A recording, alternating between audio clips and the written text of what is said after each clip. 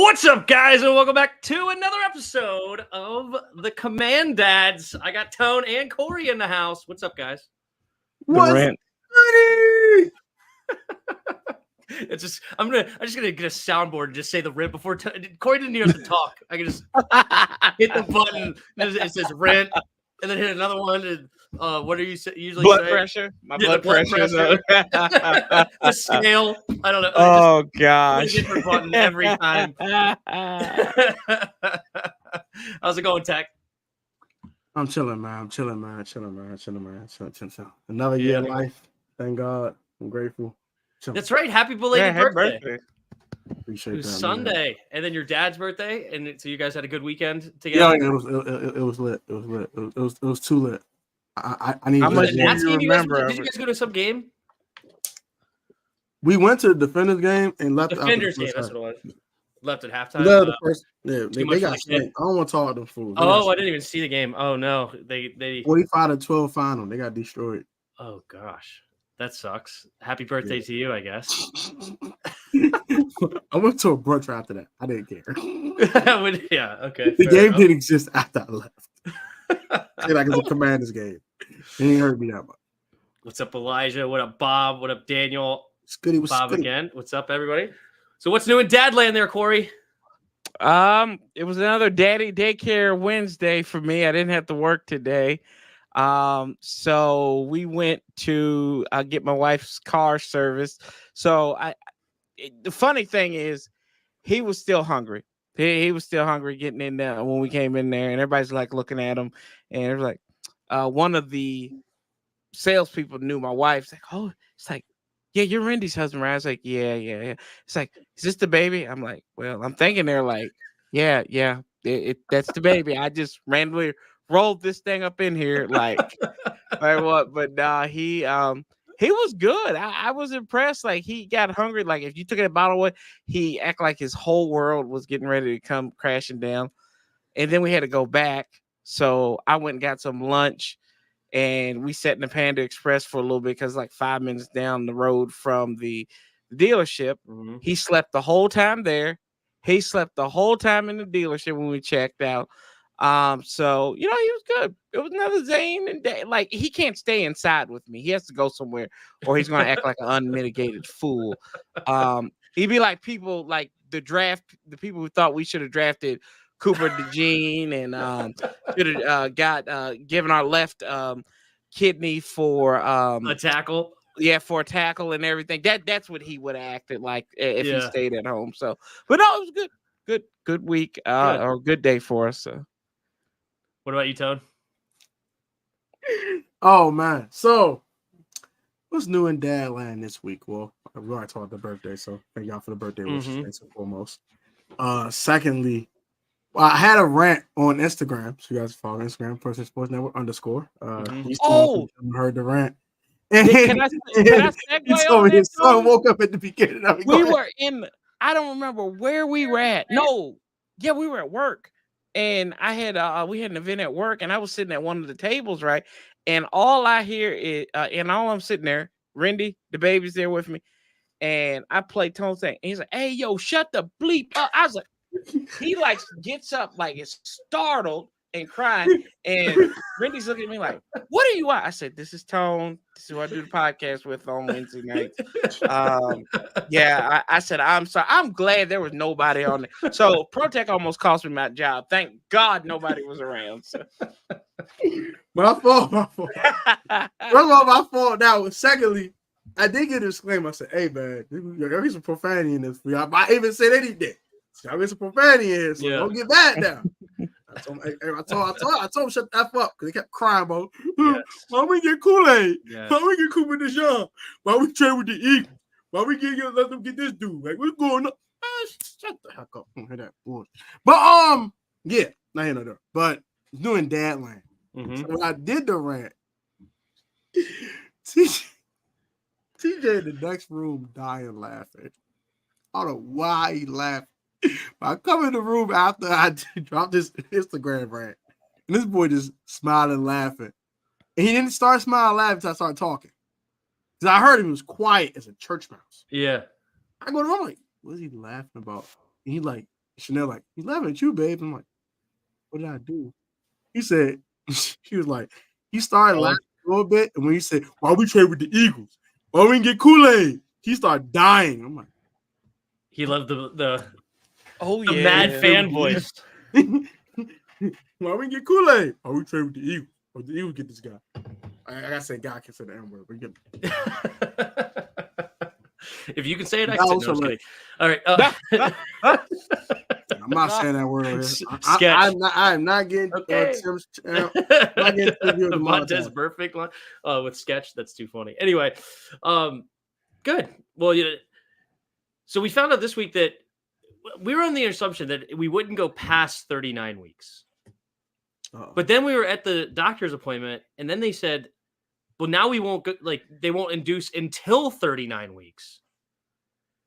So it's like, what's going, especially because they said that if he weighs too much, then they're going to probably want to induce early because they don't like to limit the potential of the C-section and also like just complications of getting too big.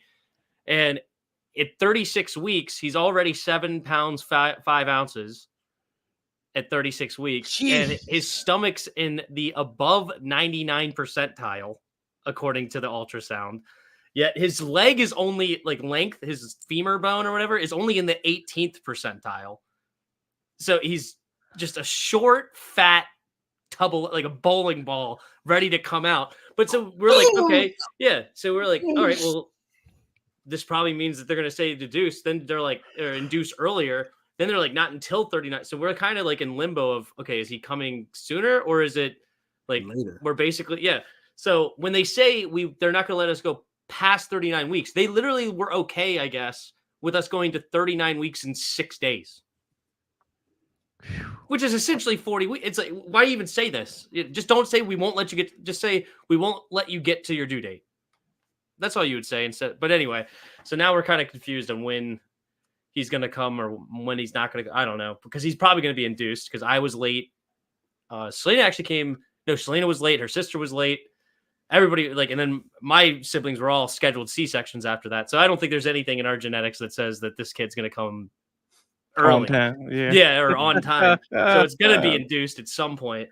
But now it's just a matter of how big is this. I was 11 pounds, 12 ounces when I was born. I don't know if you guys know that. Night. Yeah. Great. I was 2 weeks late. I was this many pounds. 3. Yeah, you were that's right. I remember. Oh, wow. You premature. Okay. I think I was like 8 pounds. I was 4X you. I was 4X. I was 2 weeks preemie. That was only. Oh, wow. That's crazy.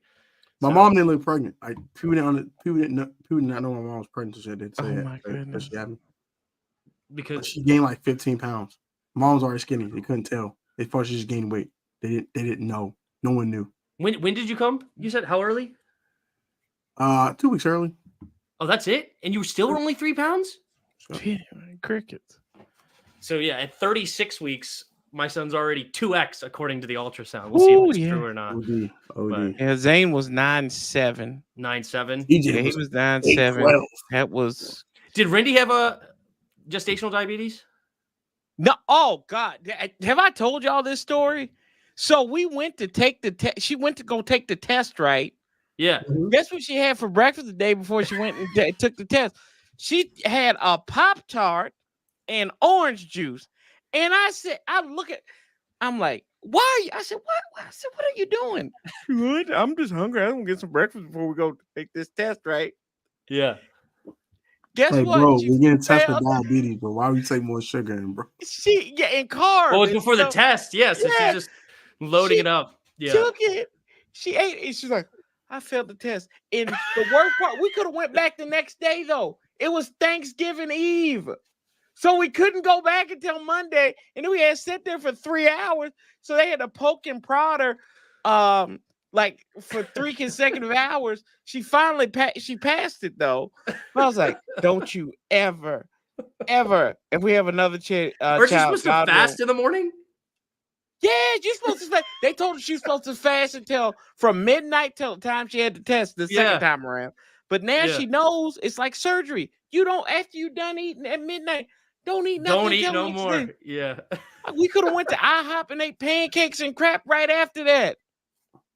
But yeah, no, that was I like give her a hard time about it all the time. It's so funny.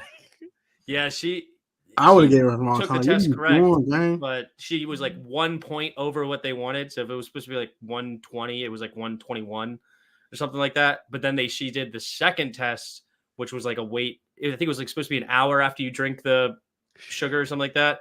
The second test was 3 hours after you drink the sugar drink, and it was way worse. Like it's like clear that she had gestational diabetes. Now her sugar's like super high, like all spiking and whatnot. They actually had to put her on insulin this week. Oh Lord. So she has to take that twice a day now. But it's just a matter. Really, all it is that it just makes them bigger, because it basically just means sugar is getting through the whatever the thing is that comes out. Why can't I think of what it is? The umbilical cord. No. Placenta. Oh yeah. Yeah. So apparently it's getting through there, and then it's just making him grow. So it's not that big of a deal. It's just we just have to monitor it so that he doesn't get big.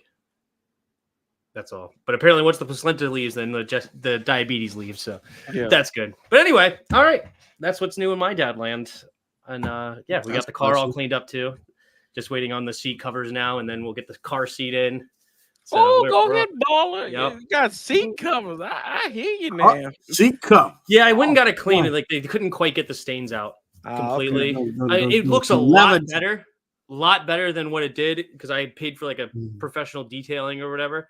But it's still like it's just soaked into the cloth.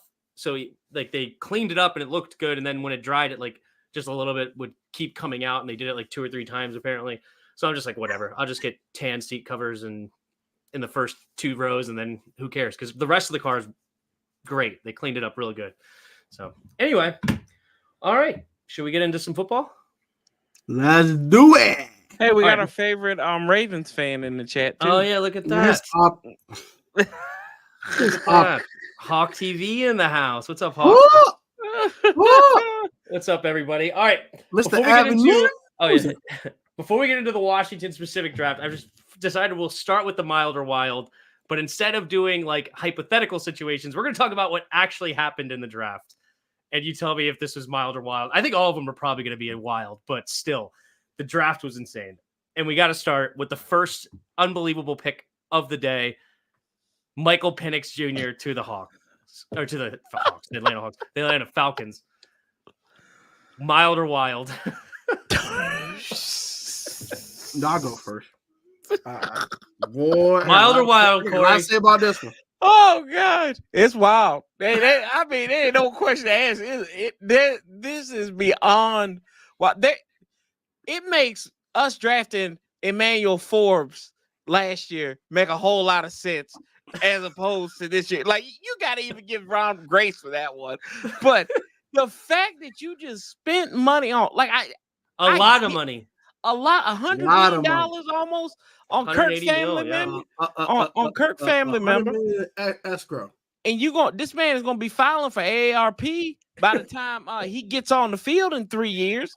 Yeah. So I don't understand. And did y'all see the video of Arthur Blank was on there talking to the general manager, and he's like, "Boy, what have you done? Have you lost your mind? I help you find it." And like he was trying to explain, like, boom, boom, like this is why we drafted Michael Penix. Like, why? Good, draft Michael Penix, but why bring Kirk Cousins in when you could have filled up some needs? They had need at edge rusher and defense. So, I mean, this is beyond wild. This is just no. I completely agree, because it's like, yeah, I love the pick. In the sense of, you guys know how much I'm a big Michael Penix fan. So it's hard for me to hate it, because I do think they could potentially have a stud at quarterback of the future. But when you pair it with the Kirk Cousins, it makes no sense. They literally pulled a Green Bay Packers after making it to the NFC Championship game. They didn't make it that far, the Falcons, but they're trying to make it. Like they're trying to make a move, and they're that close to a Super Bowl or trying to make a run, and you draft a quarterback and a running back in the first 2 rounds when your best players are a quarterback and a running back already. Mm-hmm. What are you doing? It makes no sense. So now when you pay Kirk $180 million, you got to figure, all right, the goal is to win now. Whether the Kirk can do that now is a completely different story. But you paid him as if you thought he could win now. So why it made, that was pretty crazy. What about you, Tech? Wild or wild? There's no option. There's no option. It's just wild or wild. It's how wild it is. Right? Yeah. If I was off a blank, I would have fired him. Fired or I would have fired him immediately. What in the F are you doing? Yeah, how about drop an F-bomb? See, it's how mad I am. You saw the video with this man? You saw the video of the owner and the GM talking, right? Yeah. To be a fly on the wall in that conversation, right? Bat and slap the living crap out of him with it. You got smacked with a baseball bat. You got fired. Get out my face. And Kirk had no idea about it either. Did you guys hear that? He didn't have no idea about it. My understanding is the agent said after the pick that they had no idea. Raheem Morris called him while they were on the clock. On the clock. Oh my gosh. Apparently they tried to trade back in with the Jets as well. Yeah, he tried to trade back in the Jets and get Odom Fashanu or something. Bro. That's like Diddy wild. I gotta break it down. That's Diddy First wild. of all, if you love Michael Pigs this much about the process, why pay Kirk? Why? You could have got maybe you just don't, you know what? I'll defend it. You could have spent more money on someone that wasn't Bummo Darnell Mooney. You could have did way more than just Darnell Mooney and picked up Kirk and then say, I'm gonna draft a quarterback. What in the hell? You didn't think he was gonna be there. I mean, you have a 6'3", 220-pound quarterback that can run a sub 4.5 with a cannon for an arm, goes to the national championship, back-to-back 4,500-yard seasons with 40 touchlines. I mean, like, bro, you got a point. You may not even think you're at pick 8. You're not at pick 4. He was literally a top 20 player on everyone's board. I was almost clearly not Atlanta's board. You're gonna be there 8. You're gonna be there 8. Atlanta has to think that he's the best quarterback in the draft. They have to think that he's the best quarterback in the last 5 years to make this. Yeah, they're thinking this is a home run hitter. If you think that, why did Giants didn't take him then? Why take Malik Neighbors? Giants don't take black quarterbacks. Don't. They don't take black quarterbacks. The only quarterbacks that are black there are the guys, the bums at MetLife Stadium getting quarters. You know that. I give you that. Okay, I get it. I ain't trying to be hateful, but you know, Tim makes a point. That was the case. Why did the Patriots didn't take him? Yeah, same difference. Mm-hmm. But Tim makes a point though that they have to think that this guy was the best quarterback in the draft. Some of us thought he was the second best quarterback in the draft. I was one of them at one point. So I mean, you look at it. And what about Kirk's health now? That could be an indictment on Kirk's health now that he's had time to possibly communicate with their team doctors and everything like that. That's why I kind of look at it as like, do they think this cat's going to be ready, or is he going to be a shell of his former self come September? Man, you should have checked that before you put $100 million in escrow. There's no way you should have been $180 million. We can't fit this square block into the circle hole. I'm sorry. It doesn't make any sense. Anyway, the GM should have been fired. That's crazy. All right. Well, we are in the milder wild, so I guess we should move. The Raiders do not draft a quarterback at all. Gardner Minshew's the answer? Mild. It's mild. I'm not shocked. Mild. Yeah, it's mild. The only reason why I say that is because the Raiders have been making asses out of themselves for so long, and they make stupid draft decisions all the time. Mm-hmm. This is part of the course. Like, you're thinking like a rational person if you say it's if it's wild or stuff, but we know what the Raiders are. They're anything but rational. So yeah, I think it's mild. I think this one's mild because it doesn't surprise me that they did something stupid. I'm not gonna lie to you though. I think it's mild only because the guy they wanted was gone. If Michael Penix there at 13, there'll be no question to take Michael Penix. The moment the Falcons effed up everyone's draft board and everyone left and made everyone want to throw hands with them by taking a succession plan before their quarterback even took a snap, messed up everyone's plan. They thought Michael Penix was going to be at 13. They could just sit there and take him. They said, okay, cool. Taylor's gone. Jaden, no surprises. Drake, no surprises. Okay. Oh, okay. Whatever. Okay. Malik Neighbors is gone. All right. The Falcons are going to take Dallas Turner. The Falcons are going to take fill in the blank, Roma Dunze. They're not going to take a quarterback. Heck no. Michael Penix. Are you effing kidding me? You mother lovers. Y'all took Michael Penix. I'm not saying they didn't take a quarterback in the first round. It's one thing to not take a quarterback in the first round. I understand They all the didn't take one at all. They didn't take one at all. Like no late round, no flyer, no developmental, no Joe Mixon, no yeah. Whatever, Michael Pratt or whatever his name was. They wanted one guy. I think they wanted one guy, and that one guy was gone. And they said, you know what? To hell with it. We're gonna roll with Gardner and take one in 25. I don't agree with it. I think it's that, but that's to my point, though. Yeah. That's to my point. They always gonna do something stupid. You know, you need a quarterback, whether it's a project quarterback or whatnot. You could have got one. You could have got that Pratt kid. Yeah, you could have got that Pratt kid from Tulane and let him sit behind Gardner Minshew. I think he's gonna be. Is there a Saturday wide receiver league right now that Devontae Adams? Exclamation mark. I think Malik Neighbors after round one will be ASS with Cavaliers exclamation mark. All right, mild or wild? Mild or wild? Bills trade Xavier Worthy to the Chiefs. Wild. I'm tired of the Bills helping the ops. Why do you want to help the ops all the time? Why you want to keep losing? What is wrong with you? Why? Why did you take them yourself? You don't have a one. What are you doing? I love him driving Keon Coleman. Hold on there. I'm not gonna kill them, but bro, you gonna allow them? And all it is a pick swap. You didn't get no extra picks out of this. You didn't finesse them. You didn't make it hard for them. You didn't make it difficult. You said we're just swap picks. Here you go. I'm gonna help the ops out again. You gave him a franchise quarterback. Now you give him a dog. Wait a minute. That was the Bills who traded back. Yes. Patrick Mahomes. Yes. And then they Yes. I knew they traded up to 10 to get him, but I didn't even realize that was the Bills. I don't know why I didn't know that. And then don't forget the Bills traded 32 to the Panthers and drafted Leggett. I mean, I love the Keon Coleman pick. I love that. But like, if you're the Niners sitting at pick 31, right before the Chiefs, and you have Xavier Worthy and Pearson on the board, or whatever's the kid they ended up drafting. What's his name? Pearsall? Ricky Pearsall from Florida. Are you taking Xavier Worthy or are you taking Pearsall? Like, you assured that the Chiefs could get Xavier Worthy because it's very possible, because the only receiver that went between the Bills' next pick, obviously they traded back with the Panthers, but they were sitting at 32, was Ricky Pearsall.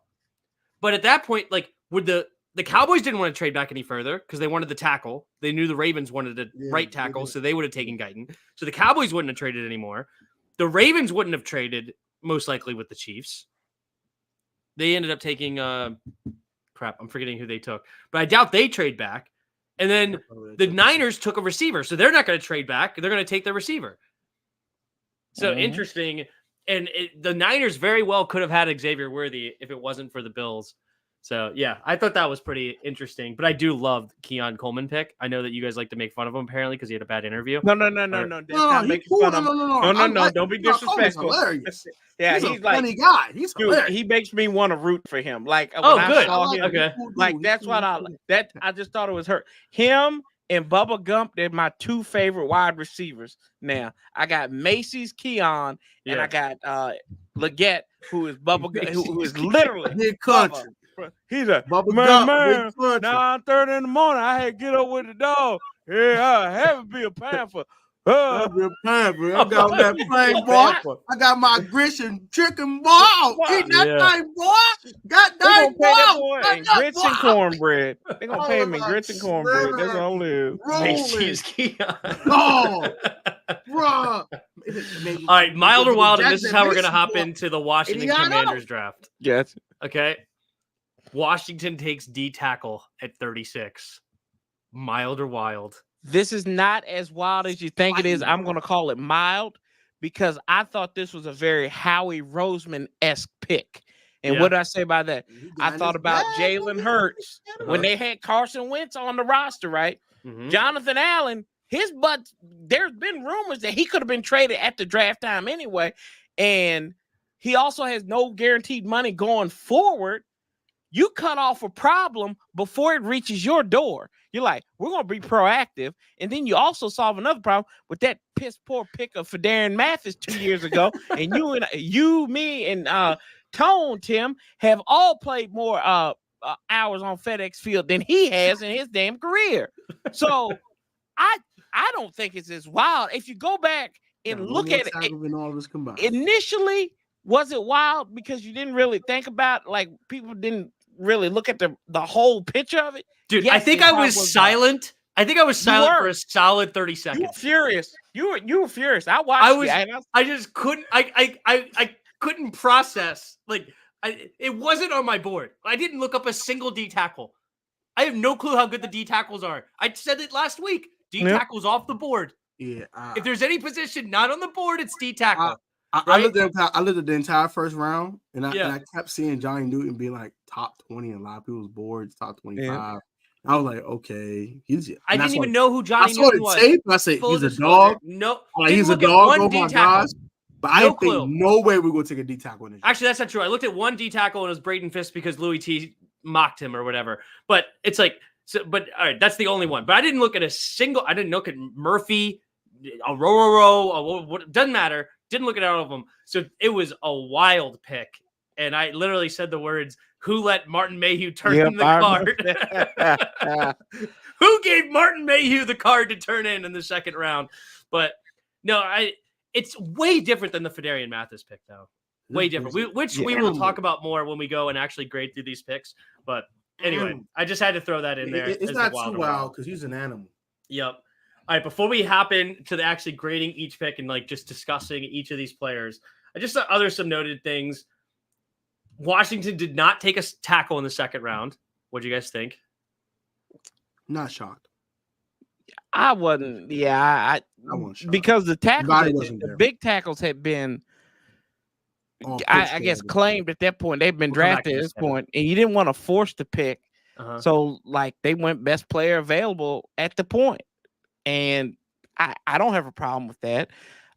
There's been years that we've seen us trade up and just give away picks like the candy on Halloween. And we didn't do that. We kind of stayed put. And I mean, some people are going to be pissed about that trade with Philadelphia, but you got to think Adam Peters and them, they took 2 picks and flipped them and turned them into 3. You know what? We're going to do that right now. Yeah. We'll do it at the same time. Because that was my second note. Is that we traded DeJean to the Eagles.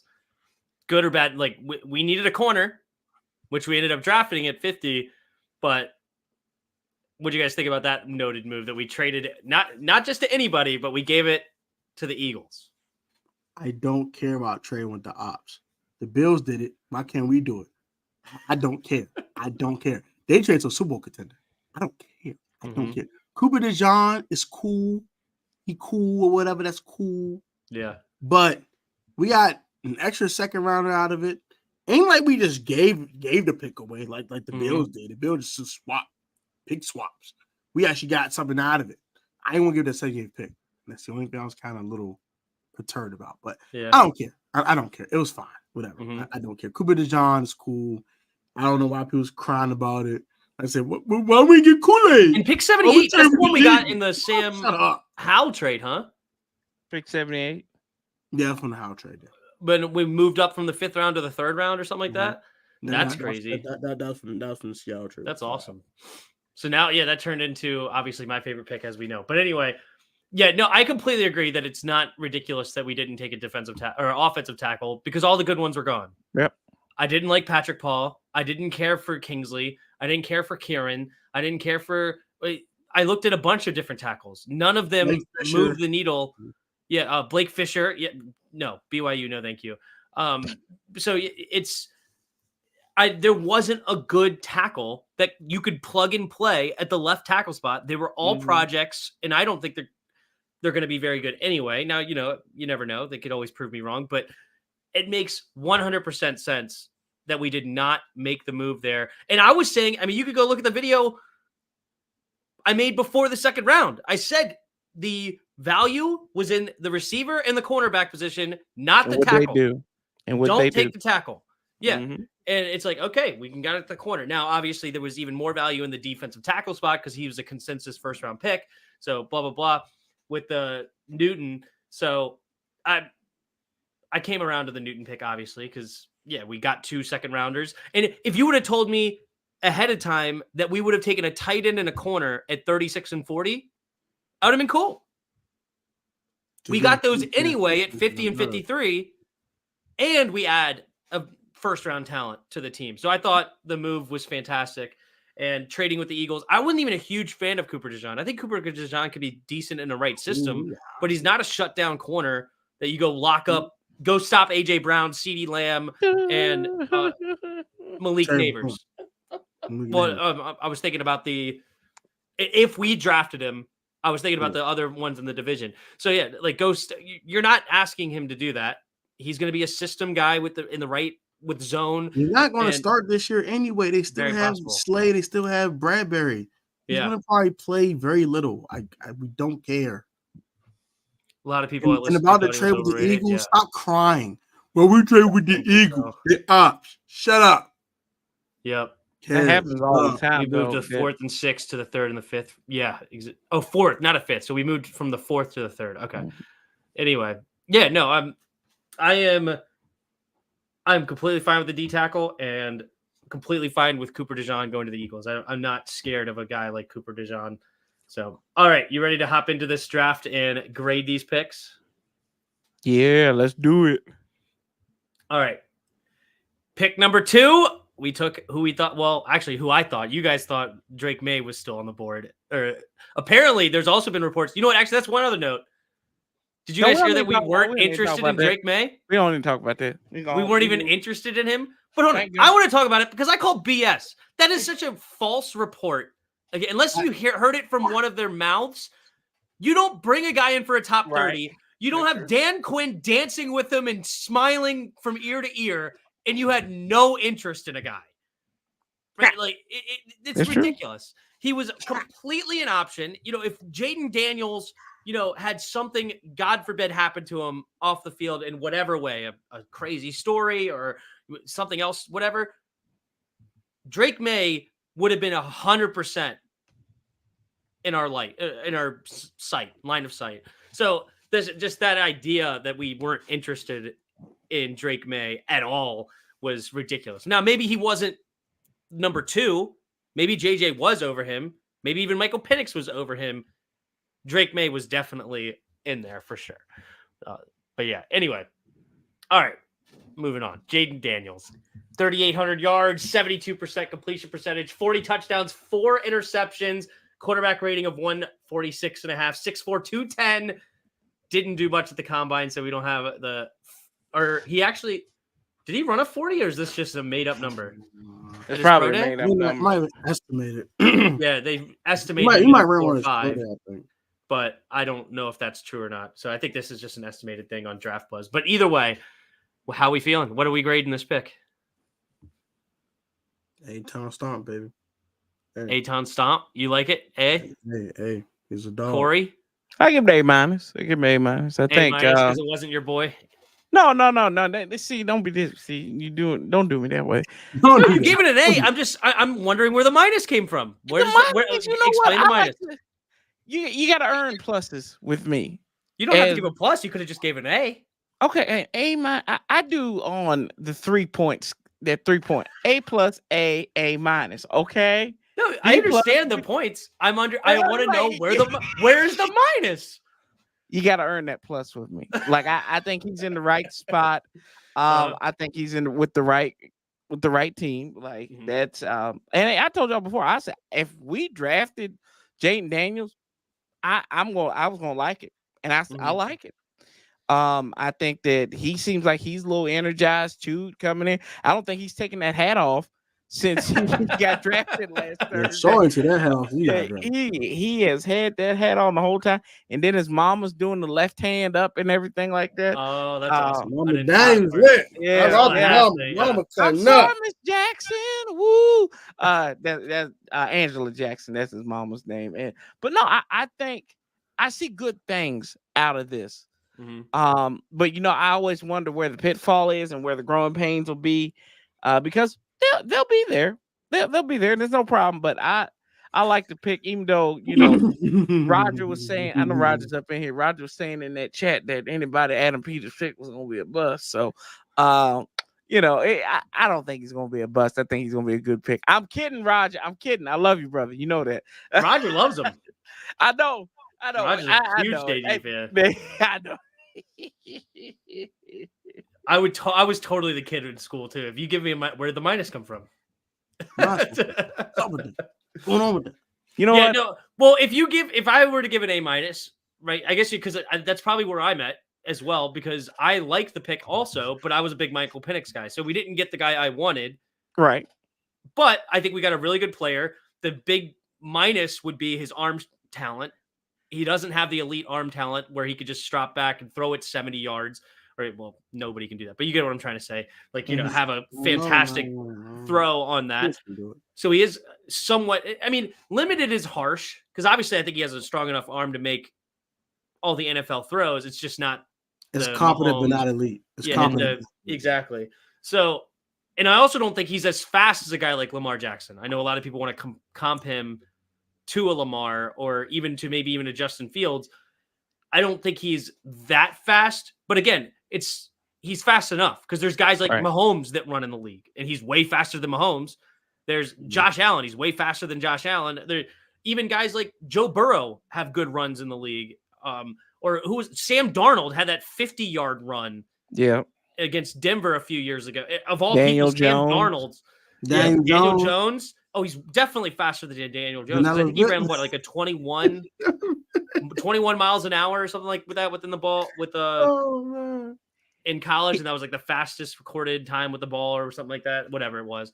He reminds me of Randall Cunningham. That's what he like the way he. What I've been saying. What I've been saying on group chat, Tim. I've been saying on group chat. He reminds me Randall Cunningham 2.0. If you like kind of work with, because one thing about Randall, like in the highlights I watched of him back in the 90s, he was a fluid passer. The one thing with Lamar, and I think Lamar is like still trying to be like, is a little mechanical. I don't get that with Jaden. I think Jaden can. It's fluid. He's not as mechanical. He's very fluid. Yeah, that's what I think when I think of Jaden Daniels. Yeah. Daniel Jones. Brandon was a dog, and this is a message to Jerry. Stop playing around Cunningham like that. That boy was a dog. All right, put some respect on that man's name. All right, he was Vic before Vic. He was Brandon Cunningham. He was making fun of. Put respect on that man. Look at his stats and stuff. Career 56% completion percentage. He might get Hadouken. He tripped. You got that was good back in the day in the 90s. Yeah, look at a guy like Troy Aikman. You go look at his career stats. He had no business being in the Hall of Fame. Yeah, look at that number. But anyway, I do like Jaden Daniels because he makes quick decisions. He's understanding where he wants to go with the football, and I think that he could be very. Of course, we need to get him a line. People that think that this guy he doesn't need a line because he's so mobile. I disagree with, because if you go watch the Florida State game, he tried to hit holes, and Florida State's defensive line was eating him up. Right. So he's not that kind of a runner where I think he's going to slice and dice everybody. He's a straight line runner, very quick, and we'll see what Jaden Daniels does. He's not Lamar Jackson. He's in a similar realm, but he's not. He's Randall Cunningham. He's a straight line runner. He's Randall. It's Randall Cunningham. Jaden's arm talent is exquisite. Hey, Roger's excited. Corey, right? Look at this. Drops it in the bucket. Arm talent means nothing compared to ball placement. That is why Drake wasn't hold on now. drafted by Hold on now. Adam. Ball placement with anticipation. Please be more specific there, okay? Because you can place the ball well. If you don't anticipate it, you'll get picked off now. Yeah, either way. Well, if you get picked off, you didn't have good ball placement. I mean, sometimes it might not get there in time too. No, you got it right into the defender's hands. That is bad ball placement if I've ever seen. No. I'm saying, for example, let's say you threw a slot fade, right? A slot fade when you don't got the arm to get it there quickly, but you anticipated it. You got it before the defender got there. The defender get there before you get what I'm saying. The defender get there before you. Fair enough. The pass. Are you guys worried about Jaden's size? I don't care. It's 6'4", 210. He looks like Randall Cunningham. It's fine. Yeah. He looks small. Yeah, he looks small. It concerns me a little bit. Yeah, I mean, because you look at Randall Cunningham in his career, he missed a lot of games, especially down the back end of his career. So, I mean, you don't get enough covered enough of a line. It could be a problem. But I think it's fine. Yeah, I don't want him to be a Justin Fields or Lamar or list like Cam Newton where he runs a whole ton. Right. Because even Cam Newton, who's 6'5", 250, was banged up. Look at Anthony Richardson. Before 30 years old. Very short-lived. When you're running, Anthony Richardson got hurt. We'll see how well, but he is going, if he continues to run like he was, I mean, we have guys that are like Derrick Henry has had banged up seasons. But when you get hit that many times, especially by 270, 280, 290 pound human beings, and even bigger in the middle of the defensive line, it's going to take a toll on your body, no matter how good you are. And you can even look at Kyler Murray, who's much smaller, but he's got banged up a lot. Mike Vick got banged up a lot. I think he only had one career season. Kyler has a bigger base to him. Even though he's shorter, he's like 215. He's a stump. That's pretty much what it is. That's what Kyler is, like a stump. Justin Fields even has injuries now. He's a running back quarterback. I don't want a quarterback that's going to run a whole ton, which I hope that's not the case. Like, I want him to run in certain cases. Like, if he has 400 yards rushing on the year, that's fine. You know, I don't need 700, 800, 900 yards rushing from Jaden Daniels or more, like Justin Fields and Lamar Jackson are getting, because Lamar Jackson's been banged up at times as well. So, yeah. But, all right, consensus A, across, whether it's a minus or not, for Jaden Daniels. Moving on to this Johnny Newton pick. All right. 6'2", 304, defensive tackle, pick number 36, 7.5 sacks, 1 fumble forced, 52 tackles in the middle of the defense, 26 of them being solo. He ran a 4.95 40, and his arm length's 32 3/8. What do you guys think? Where are we grading this pick? He's a violent player. Yeah. A+. He's an animal. Animal. This boy is insane. It should be no reason why he's there at 36. None. Animal. Top 20 player in the draft. Best D tackle in the draft. Brian Murphy, sorry. No offense. That's tough. Yeah, I think you might go back and look at here. Ooh. He's bringing in other letters. He's not even giving them an A. He's giving it an S. That's the progress report. Satisfactory. That's that Naruto specialty. It's an S tier mission. Cool. Yeah. Oh my goodness. I can't give it a plus because it's not a position of need. But consensus first round talent. My buddy, who's a big Illini fan, went to a bunch of games, said this kid took on double, triple teams all day long. Like, this was a spot that he loved the pick as soon as we took him. He's a Bears fan, but he was excited for me in that case of, hey, you got a freaking stud over there, which is good. When you get a first round talent in the second round, you have to give it an A. You have to. Whether it's a position of need or not, even if we took another quarterback or whatever, if we took Michael Penix at 36, I have to give it an A. Because what if Jaden doesn't work out? Right? And hey, you got a first round talent. In my opinion, you got a first round talent at pick 36. So, but if it's not a position of need, I'm not giving it the plus. Doesn't mean I don't think he could be a stud in the league. And somebody to be excited about. Because also, a lot of people don't realize, and a lot of people do realize, it's not like I'm breaking anything, and then you guys, I'm sure, do. Mhm. He's going to play a lot. Yep. This is not a left tackle. This is not a quarterback or a center or a lineman or an offensive lineman that play every single snap. This kid can easily play 70% of snaps, and we still get 70% of snaps out of Jonathan Allen and 70% of snaps out of Daron Payne, right? It's a rotation through on the defensive line is always good. A little bit and play in. That is not a bad idea either. I thought about that too, because he was a defensive end coming out. Yeah, they in played. Alabama. Yeah, they say he played the 3 tech and that 5 tech Newton does. So you can play them all on that line. All interchangeable. I think the only guys that kind of a pure edge is Dorrance Armstrong, so you can move all the other guys around. Mm-hmm. Yeah, Johnny played outside for a little bit too. Fowler's an edge. Johnny, right? yeah. Fowler's he's a rotational player. I don't care about Dante Fowler Jr. But he's still an edge. I mean, starting. I mean, as a starter, the only pure starter. Oh yeah, because I think Fowler is listed right now as a starter. But I understand what you're saying now because he's. But anyway, I'm excited about it. I think our defensive line could be dangerous, and getting pieces on that line to help Joe Witt and Dan Quinn create up the most creative blitzes that they used over there in Dallas is not a bad thing, especially if they start using Jamin Davis at the line of scrimmage as well. Because Jamin Davis is a way different player when he does not have to think. He is slow as a box of rocks. I mean, as soon as you make him try to think, he is stuck in mud. He can't do it. He can't do it. If you say guard this man, he's fine. Just this is your man. Stay on him. Okay. And you got that pick to ice the Atlanta game, right? Was that against Bijan too? Yeah. That was against Bijan, right? And you tell him, hey, you got the flat. Anybody in the flat, that's yours. We've seen it so many times. He screams into that flat and tackles a guy for a loss, right? You put him in the middle off the ball and say, okay, if this happens, you got this. If this happens, you have that over there. And now you have to make sure that these guys are in the right spot. And you tell him that, forget it.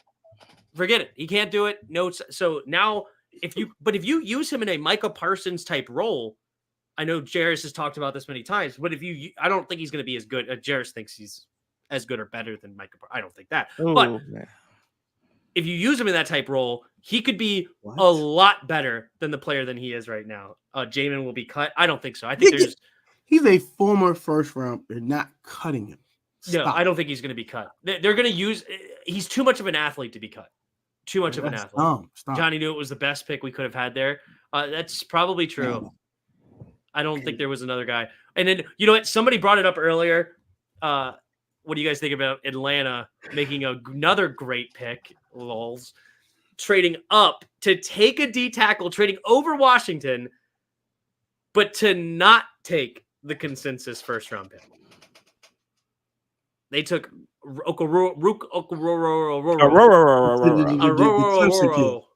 not trying to pronounce that. That is it's hilarious. Trash. Are things?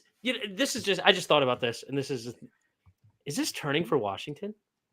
I think it is. Our luck is this actually? We're not the guys taking Josh Dotson, Emmanuel Forms, or Jahan Dotson, whatever. We're not taking those, or the Daron Paynes instead of a Derwin James. I'll be right level back. Player. Okay, that's fine. I'll give you that. We are now the guys are falling to us in spots, and we're snagging them. I think it's pretty cool. Yeah, Jamin will not be cut. I agree. I mean, which would you rather have? The 8th best offensive tackle, or the best D tackle with that pick? You want the animal? I'll take Johnny Newton all day. It's up for debate if he's the best with Murphy, but still, he's, I think, pretty much inarguably the second best. So the 8th best tackle or the second best defensive tackle. I think it's a great point. Yep, no problem. I just saw that from Corey. I want an animal. So that's awesome. Would you say you gave this pick? You said A+.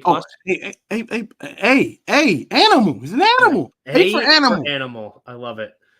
Animal. Now with pick 40, we trade out of 40 instead of taking one of these potential first round picks that fell to us, like Kool-Aid McKinstry, like Cooper DeJean, and maybe a guy that was projected early second who didn't go until like the 4th in TJ Tampa.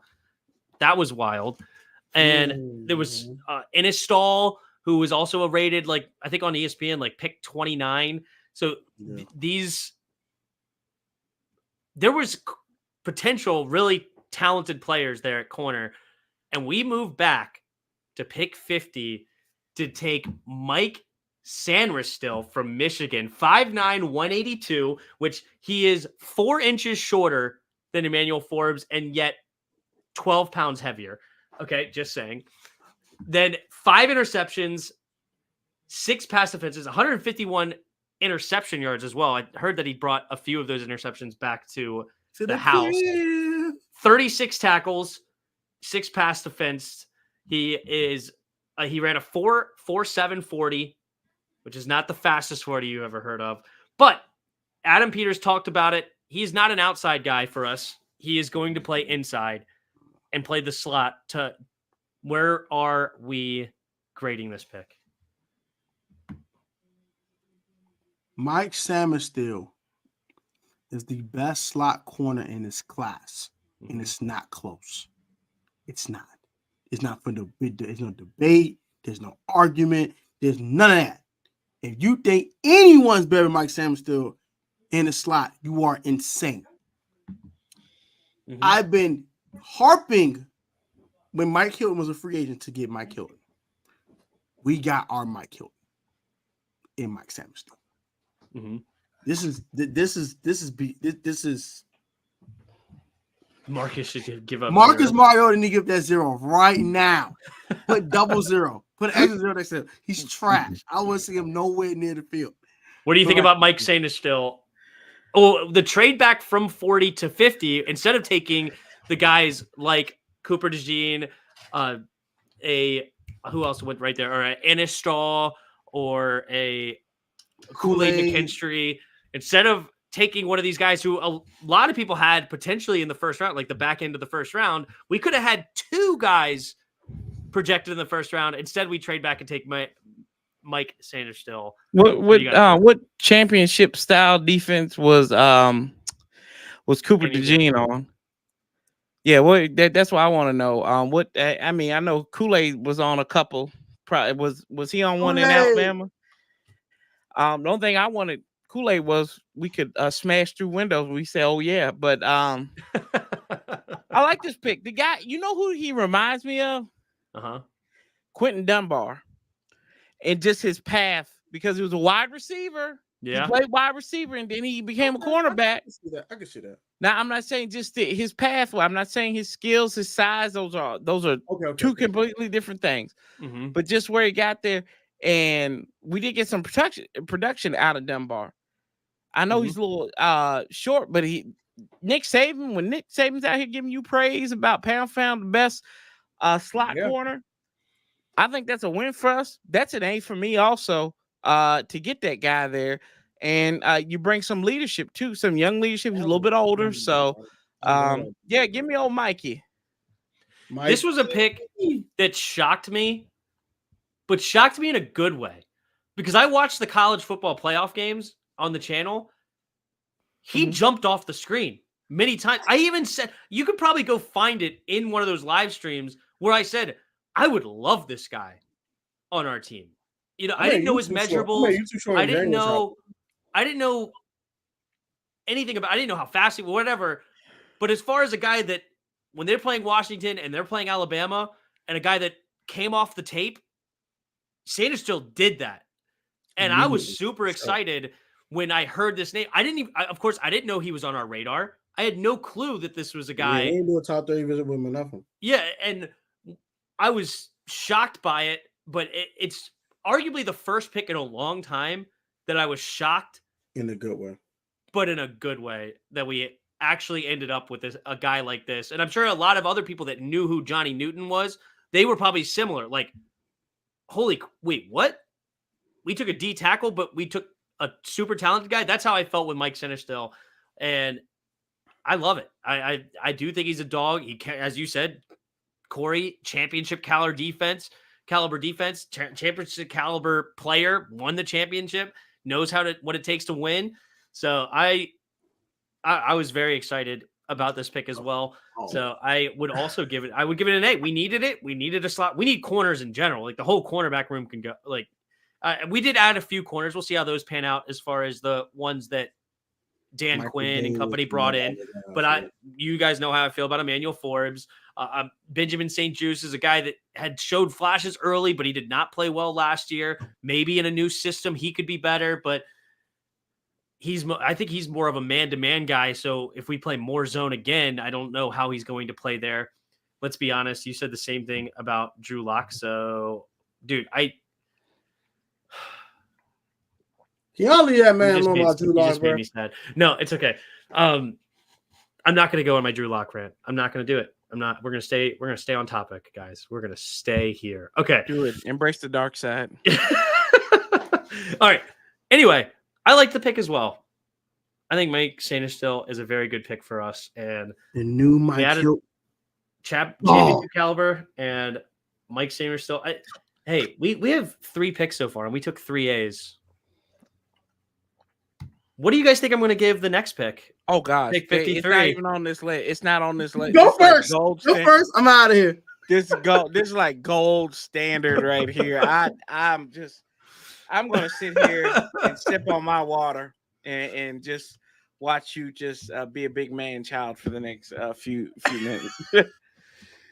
Ben Sinnott out of Kansas State, 6'4", 250, led his team in receiving yards, 49 catches, 676 yards, 6 receiving touchdowns. He's a guy that ran a 4.68 40. He had a 40-inch vertical, apparently. Jeez, I didn't even realize this. And a 126-inch broad jump, a 4.23 shuttle, which is in the 82 percentile. He was also a 10-yard split of 159, which is in the 81st percentile with tight ends. The guy is an athlete. He also had a 95% 3-cone with a 6.28. Athlete. He's a guy that can block. He is the best tight end in this draft. Why? Because Brock Bowers is not a tight end. He's a receiver. He's fantastic. He's great. But a tight end is a specific human being, okay? A specific player. A tight end is a guy who could block and go out and catch passes, okay? If you can't block, you're not a tight end. You're just a big, fat receiver, okay? If you're a tight end who can't go out and catch, you're not a tight end. You're a small little tackle, okay? That is what you are in those situations. And the tight end position is so freaking important because they can do both at a high level. Why George Kittle is so phenomenal, why a TJ Hawkinson, why a Sam Laporta, why these guys are so pivotal in their offenses is because you don't know what they're doing on first and second down. You don't have to bring in Jordan Reed to pass the ball, and then you don't bring in an extra offensive lineman to block. You don't bring in John Bates to run, and then you bring in a 4th receiver to pass. You bring in one guy who can play every single down and not give your play away. I can't say enough about this pick. I couldn't say. I could keep going. I just said I was so happy. I was like, what in the world? And I just had the biggest smile on my face. I can't wait till your son's born. Dude, I've never wanted a jersey more in my life. I've never I haven't bought a jersey in so long. I may pull the trigger on this. I may actually do it. And this is going to be if somebody wants to give me a gift, I'm going to tell my family for whatever the next thing is, if you want a baby gift or whatever, I don't care. I should have put this guy's jersey before I even knew we drafted him on our baby shower list. I should have added that to the list to open that. I just can't believe that we ended up. Tone, you can come back after I did this. But anyway, I can't believe we ended up with my guy. Because again, it's another guy. I had no clue we were interested. I had no idea that this guy was on our radar. To end up with Sinnott, I just couldn't do it. spoiler alert, we're all going to get a 7 months watching Tim spend 4 minutes breaking down Senate's footwork and blocking at the second level. Oh man, it's I can't wait to see you in the regular season. It's like, look at Senate. Look at it. Look at Jaden. If he only got the ball to Senate right there. Yeah. It's a bunch of Senate over there. It is literally Kyle Juszczyk or am I saying it right? I always say his name right. Is it Juszczyk? That's how I say it. Anyway. Juszczyk. Yeah. That's what. Yeah. And George Kittle wrapped up in one. You know, he doesn't need to be George Kittle, but he's just a guy, dude. I love it. JTFB. Josh Taylor called with Senate too. Yeah, Josh Taylor did say that. Yeah, dude. Hey, good deal. I'm glad other people were mentioning to it. Yeah, because I mean, you guys heard me say it before we drafted him anyway. So I'm just so happy about this pick. Anyway, all right, I did my stuff. What do you guys? That's how I feel about Mike Sanders still. So I feel your pain. What do you guys think about this pick? He's a dog. He's a dog. Just tell me you hate it and tell me. No. I love this pick. It's Kyle Juszczyk. How about Senate? Yeah, Senate. Yeah. I love it because it's Kyle Juszczyk and George Kittle doing the goats in the trunks and doing the fusion dance and making Ben Senate. Okay, it's awesome. It's beautiful. It's beautiful. I give it A minus. I'm gonna do the Corey. What's the minus for? I'm gonna give it a B plus. I like it. I gotta give my grade points certain Knock me down, Corey. I need to be knocked off. Okay, I'm too high on this pick. I'm too high.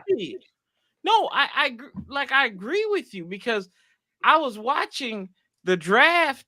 And when they were putting up our offensive weapons for Jaden Daniels, and we see Terry McLaurin and Jahan Dotson and Austin Eckler and Brian Robinson, and you see Zach Ertz, I'm like, I need something else. I just don't need Zach Ertz up there as my tight end. Mm-hmm.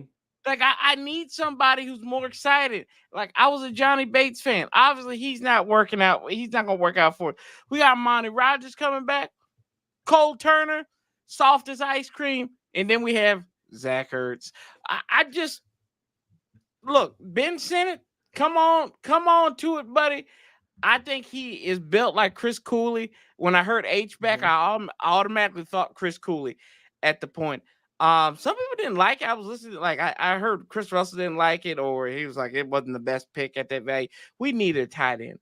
The fact that so many people in the media really weren't talking about tight ends in this draft was a little scared for me, and they thought Zach Ertz. We're going to go with Zachary Ertz. Yeah, I'm like, we're going to roll with Zach Ertz. Come on now, man. I'm gonna call my full government. Zachary Ertz. Zachary. Yeah, I mean, last year we had the worst tight end group in the league by far. It was trash. Yeah, that wasn't close.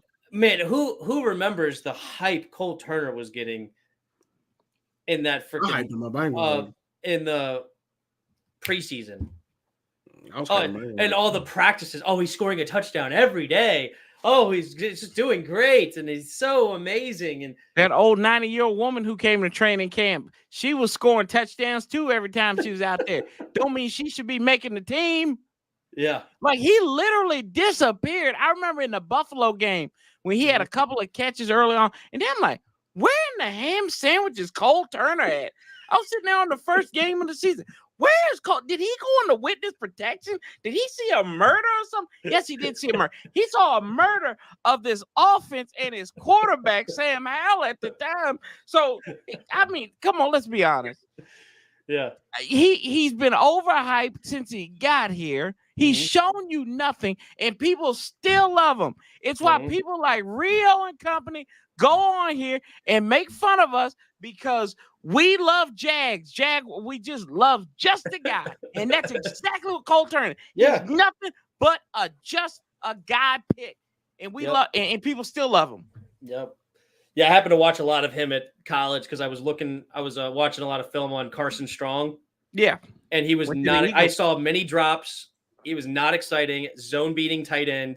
Yeah, sure. He's a red zone guy that could go up and go get it, but okay. So what? I mean, really, That's what I was all you excited could do. for. You're I not was a tight excited end. for red zone potential. But Again, you're not a tight end if you can't block. 20, So Turner's not a tight end. He's a wide receiver. He's a fat wide receiver. He's like Niles Paul. That's pretty much what he is. And Niles Paul was more effective. Niles Paul, go ahead, dog. Come on, man. It was a throwback. Niles Paul, These people, they miss me with this stuff. We need to get to the. I'm sorry, I'm taking so much time with this, but we gotta get off this train of like us loving these guys who are just here because they make you feel warm inside. I need some jerks. I need some jackasses, and I need some dudes that just go out here and play some football. I'm done. I yield the rest of my time, Congressman. Got it. Senator, sorry. I think we're good. I think we're good on that one, and we can move on to the next pick. So B+ from Corey because he wanted to make me upset. Yeah. And I mean, I could not give, just to say it out loud, I could not give a bigger A+ on a pick in my life. I love this pick. Run your lap, Tim. Run your lap. That's the A-. So. All right, moving on. Pick. I forgot already what pick this was. 64, 63, 67. Pick 67. It was the first pick in the third round. We finally draft an offensive tackle. Brandon Coleman, 6'4", 313 pounds, out of TCU. He's a guy that ran a sub 540 at 4.99 for an offensive lineman. That's in the 93 percentile. Whoa. He ran a what? 4.99. Oh, I would say 4.9. No, 4.99. 4.99. I still mighty fast for offensive line. Oh, it's 93 percentile. 34 vert, 114 broad jump. Just to give you an idea, these are 98 percentile for vert and 96 percentile for broad jump. Freak. He also had a great 10-yard split in the 40, an 82 percentile, 1.73. So the guy's an athlete. He's got great mobility. And he also had a really good 34 and 5/8 arms, which is really, really good for a tackle. Little light at 6'4", 313, but not terribly light. It's fine. What do you think about this pick, Corey? Well, everything I saw from NFL Network, they had him at the guard spot playing, so it doesn't really bode too well for me in that respect. So, then that makes you wonder, is he going to have a better career at a guard spot, or you going to try him out at tackle, or you going to do something else with him? You need to get an offensive lineman, so I get it. I'm going to go with my lowest grade so far on this one because I just don't know what's going to become of Brandon Coleman. I give it a B-. A B-. Got it. So I thought we were working on a 3-point scale, but now we're working on a 5-point scale. See, you already did it. You already infuriated me last time, so I'm just going to say to heck with it. Not you infuriated me. Not a C+, not a B-, B-. You know what? I want to know what percentage of that is. What's that percentage on a 100% scale? Where do you put a B-? 80 on the dot. You passed. Or is that the 79.4 that you rounded up to a B-? Yes. That's exactly what that is. That's where you get that 75. Yeah, you didn't want to give him you didn't want to get a C+. So you give him the B-. Oh man. Okay. Got it. What about you? But I like your pick. I do like it. All right, good. I like the player. Very athletic, as you heard the athletic scores. Mm-hmm. The film is solid too. Played tackle and guard and played both of them very well. No sacks allowed is crazy work. I can't lie to you. Mm-hmm. But like Corey said, where are we putting this man at? That's the thing. I'm like, are we putting him at guard? And I know we're not having an Andrew Wiley turnstile session again. I know we're not doing that again, right? So I'm gonna give it a B. He can play all 4 positions except for center, but it's where you put him at, and that really is kind of throwing me off slightly. Position flex. Position flex. Can you not say that freaking word? So Ron one big thing about a tackle is their arm length. You have to be able to keep those edge rushers away from the pocket and not let their hands get on you. Guards and centers can have shorter arms. 34 and 5/8 is very, very good. I believe it's anything over 34 inches is solid. Yeah, So 34 and a half. Yeah, 34 and 5/8 is a very good arm length for a tackle. And Peter's talking about his agility and the most athletic one later in the third round. Listening to Louis talk about him, he said some things that made me think as well, because I did watch him and there's things that I noticed that Louis also reiterated, but it also made me think about it more, where he's more of a guy that's going to wall off. Mm-hmm. He's not a mover, right? Yeah, he's a stone wall. Yeah. Yeah. And he's going to wall it off and then give the running back exactly the hole that he knows. It's not going to be confusing, right? Like he's a dude that likes to turn and wall off a dude. To me, this is a guy that's a right tackle. Yeah. Right. I don't view him as our future left tackle. I think we still need to go sign our left tackle. And so Andrew Wiley can go. We all know that he sucks. So if Andrew Wiley goes and this guy can be developed into a right tackle, I'm cool with it. To me, this is not our future at left tackle. So I'm cool with that. If I think of him as more of a right tackle and instead of a left, I would grade this pick higher. If they think he's going to be the left tackle, I disagree. And then that would make my grade like a C- or something. Like I would not give this pick a very good pick at all because I don't see it. Does that mean anything in the scheme of things? We'll see. But if we think he could be a right tackle, I'll give it an A. I will give it an A. It's a guy that, because you don't need the best right tackle in the league. You just want a seal hinge guy. You could run it to the left side behind whoever you get your new left tackle.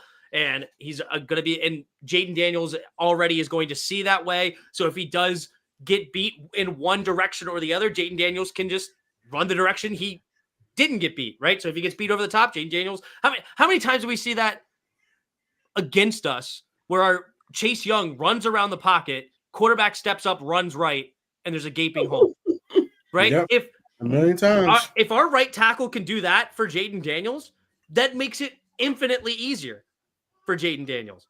So and he's athletic, that we already mentioned. So in that case, he doesn't need to move anybody. He doesn't need to overpower anybody. He just needs to make sure he gets into position, and then Jaden Daniels can make the moves either direction. And also, I didn't even think about this, but I love this. When they run screens, he's going to be running over linebacker. That's a great point, too, with athleticism. He's going to be great at the second level for sure. But if he's the left tackle, I'm not happy about it because he's not a guy that I think is just going to shut down the blind side and give Jaden Daniels a chance. I see him as a right tackle. I agree. All right. What about Wiley being a guard? I think we signed everybody that we want in the middle. I don't know what Wiley's position is going to be. And I hope we don't have Cornelius Lucas starting at left tackle. Might be the direction they go, but that is concerning. So if they think he's a left tackle, I'm giving it a C-, maybe even a D. But if he want to start him at right tackle, I'll give it an A because a third-round pick, I think there's potential there. He's going to need to be developed, and there's something there. All right. There was no shutdown left tackle. Exactly. I agree. But there wasn't a shutdown left tackle. It doesn't mean you had to take a tackle. You could have been another direction. Still, just like they didn't in the second, you could have just pushed it down the road. All right. So those are my thoughts on Brandon Coleman. Pick number 100. Luke McCaffrey, receiver out of Rice, he's really like 6'1" and 5/8 or something, but let's just give him 6'2" because that's what he's listed at. 198, 71 catches, 992 yards, 13 touchdowns for Rice, only in his second year playing receiver. He's a former quarterback. He ran a 4.46 40-yard dash. He had a 4.02 shuttle, which is 92 percentile for receivers. Incredible. A 10-yard split of 1.52. So he's more quicker than he is fast, right? So he doesn't have the top end speed necessarily because this is a 80 percentile. So he's in the 66 percentile overall on 40, where as a 10-yard split, he's in the 80 percentile. He's amply fast, though. 36-inch vert, nothing wrong with that. 121. I know these are receiver numbers. So now he being in the 57 percentile of receiver numbers is not that bad, right? Because there's some freaks at the receiver position. Whether you're good at receiver or not, there's some athletes out there.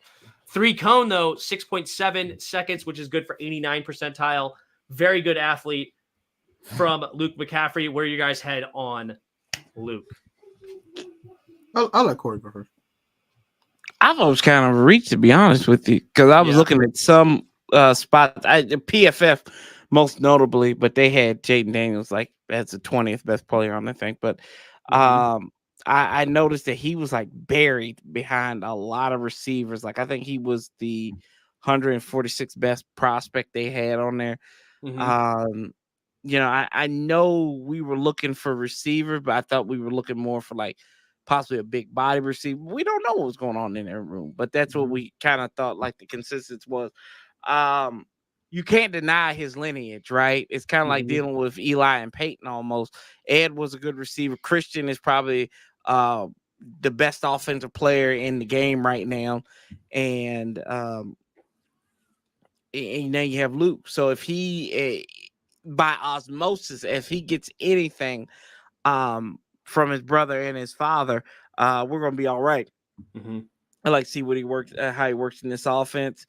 But right now, I'd give this a C+, right? A C+. Okay. Yeah. What about you, Tech? I'll give it a B. Also, Corey, he is 6'2", so he is somewhat of a bigger, or like just under. I'm thinking like 6'3", like like 6'4", 6'5" guys kind of thing. Yeah, leaner weight. Yeah, 198 is not huge. Yeah, that's for sure. Yeah, but go ahead, Tech. Well, I give it a B-. One cause I wanted Troy Franklin. I was pissed off. Number 2. Yeah. I wanted the outside guy. I want to put Jahan in the slot. So I was like, I get an outside guy, move Jahan in the slot. I saw when the little bit of time he actually played well last year, Jahan was in the slot cooking boys. Eagles game, perfect example. I saw it in person. Time put him in the slot, he cooked the boy, got first down, got a touchdown, something. Cooking boys in the slot. In that Patriots game, that touchdown catch he caught, it's in the slot. You can cook in the slot, put him in the slot. But hey, my Adam Peters, so I'm not gonna argue. But yeah, I won outside receiver, so I kind of digged it for that. And the lack of experience at the receiver position for me from Luke McCaffrey, I dinged it for that. But he's a heck of a talent, though. I think he could be a really good slot receiver.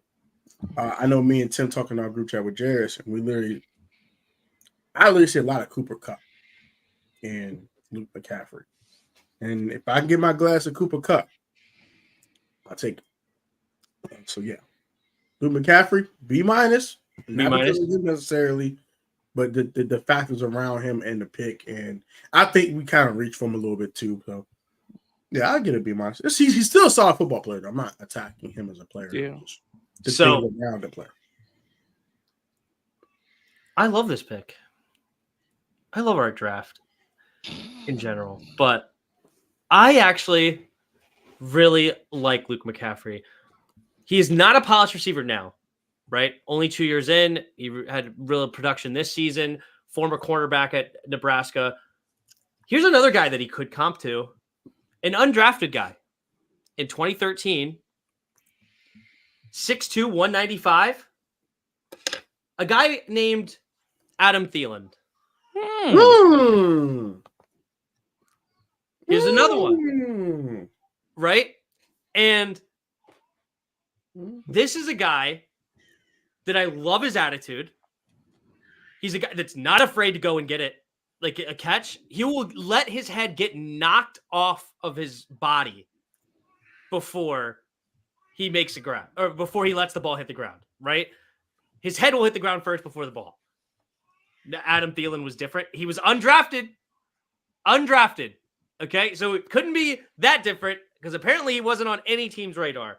Was Adam Thielen coming out of Minnesota State in 2012. And I just looked up the size, and maybe we'll have to look more. But I think I see a guy that's willing to work. I see a true athlete, 4.46. Everybody was sizing Jahan Dotson's speed. He ran basically the same 40. Yeah. What did Jahan Dotson run? 4.41, 4.42? Yeah, so maybe it's a little bit faster. Or was it a 4.43? 4 tenths of a second faster. Jahan Dotson 40. Can run that fast being at Penn State. 4.43. So there's a 4, and what did I say? 4.46. There's a 0.3 of a second difference, or not a 0.3, 300ths, a 300 seconds of difference. And again, Jahan is probably more fast than he is quick, and then whereas I don't even know if that's true, but Luke is more quick than he is fast. I really think that the trajectory of the potential of this pick is phenomenal at pick 100, where the upside could be massive because you got a guy with the right attitude, a guy willing to work. He's got a good a IQ with the quarterback position, right? So he's been in those quarterback rooms. He understands reading a defense and understands what the defense is trying to do to him. I really, really likes this guy. Tim likes anyone that catches with one hand. Dude, your job is to catch the ball. When you have a 4% catch rate, which I don't know where that falls amongst receivers, but that's up there. Okay? Yeah. He catches the gosh darn football. I love that. He definitely catches football. And so, yes, anybody that catches the football, I'm a huge fan of. But I'm also seeing an athlete. I'm seeing everything here with Luke McCaffrey except experience. And except because of lack of experience, he's not a polished route runner. He's not a guy that's ready to rock and roll. I think he could rock and roll immediately in certain fashions, but he's not going to be Adam Thielen year one where he's catching 7 100-yard games in a row, right? I'm not predicting that. I think that this is a very interesting pick, and you could call it a reach, but with a name of like McCaffrey as your last name, it's anybody was probably going to reach on him. Like if they let him get into the 4th, he was going to be picked. We had a 4th round pick either, so it's kind of like you had to pick him in, or you weren't going to get him at all. And I think San Francisco probably would have drafted him if they didn't already do Ricky Pearsall in the 1st. So who knows where he would have gone with it. And if he got far enough, I still think the Niners would have drafted him to give McCaffrey his brother to go play. So he's not bad at the top of routes. His moves off the line aren't great either in the press. Yeah, he's still raw, 100%. And that's why he's a 3rd round pick, right? He's not a guy that's it. You know who also was really raw that a lot of people come to like eventually and had really great rookie season and didn't play a lot at that position because he switched? Antonio Gibson. Right? Phenomenal athlete, great size, and came in his rookie season, had 11 touchdowns in 11 games. And he was a 3rd round pick. Like, anyway, so these are all my thoughts that I had on Luke McCaffrey. I really like the pick, and I think that, not guaranteeing anything, but the path is there, and that's what I like about him, is the path is available for Luke McCaffrey moving forward. Great football mentality, just needs skills to match it. Yep. And I think he can totally get there. He's the athlete. His shuttle and 3-cone numbers tell you that this guy has the ability to get open and becoming a very shifty route runner because he has the quick change of speed available to him. Yep. Any last words on McCaffrey before we move on? No. Let's get it. Jordan McGee. He's interesting. 5th round pick. We did not have a 4th. So this was our first selection in the 5th round. Jordan McGee, 6'1", 228, 3.5 sacks. He had 1 forced fumble, 80 tackles last season, 45 solo. He ran a 4.55 40-yard dash, which is good for 88th percentile. So another athlete. He also had a 124 broad jump, which is 86%. 35.5-inch vertical, which is nothing to scoff at, but it's only 67%. He also had a very good 10-yard split at a 154, 91%. So another great athlete that we're getting in the 5th round. Of course, it's a 5th rounder, so we have to grade it on a curve. This guy obviously shouldn't be considered right away to be a top-notch linebacker, but he doesn't have to be. We have Luvu, we have Wagner, and Adam Peters has hit on a lot of linebackers in the past. Shahir, Warner. I think Warner was a later round pick. Who's the one that hit? Greenlaw. Greenlaw. So he's hit on mid to late round linebackers in the past. I'll start Even with in Denver, the guy Brandon Marshall, man, he was like a 6th-round pick or something like that. Yeah. I'll start with it. I mean, because you have to grade it on a curve with an A. Like I don't just because I mean, in the New England, or grade it on a curve because he's the 5th. I'm giving it another A. I literally have been giving A's across the board. Unless you think Brandon Coleman is a left tackle, then I'm giving that a D. But if you think he can play right tackle and he's athletic, I can't imagine. I'm in awe that we actually have a guy that I'm loving the picks and I understand them. I'm giving it another A. What are you guys at? I'm giving it a B plus only because I wanted Jeremiah Charles Jr. That's the only reason. Selling them name brands. You all want them name brands. I like this guy. Hey man. I like this guy. He's a little athletic. He's smaller, but you want to know one thing. I like the player, though. It's about the school. It's about the school too. Sometimes where you come from. You went to Bill Cosby University. A lot of people are smart up there at Temple. So, he's no dummy. So I like his potential. He doesn't have to be there. He doesn't, like Tim said, he can learn behind Bobby Wagner and Louvu and all these other guys, and then he can take play. This is what we talked about, kind of like with Johnny Newton, right? You got heir apparents all over the place now. So yeah, with that, it's a good move. It's a 5th-round pick, so I'll give it a B. I'll give it a B. B for Corey. Go ahead. B plus. Oh, that's right. I missed. I'm so bad at reading chat and listening to people. I can't do it. I don't have any. So because I usually talk and then I'm trying to see what chats to put up, and then I just wish I could do it sometimes, but I'm trying my best. I did my best. So B plus from Tone and B from Corey. Another A for me. I love it. I don't know anything about this pick, so I just trust AP who knows what he's doing. Yeah. Brandon didn't. AP we trust. RS through the roof. Let him coach him up. Can't be worse than Leno. Yes. Yes. Oh, you can't be no worse than that turnstile. My man's a Metro kid. You can, believe it or not. We had Wiley.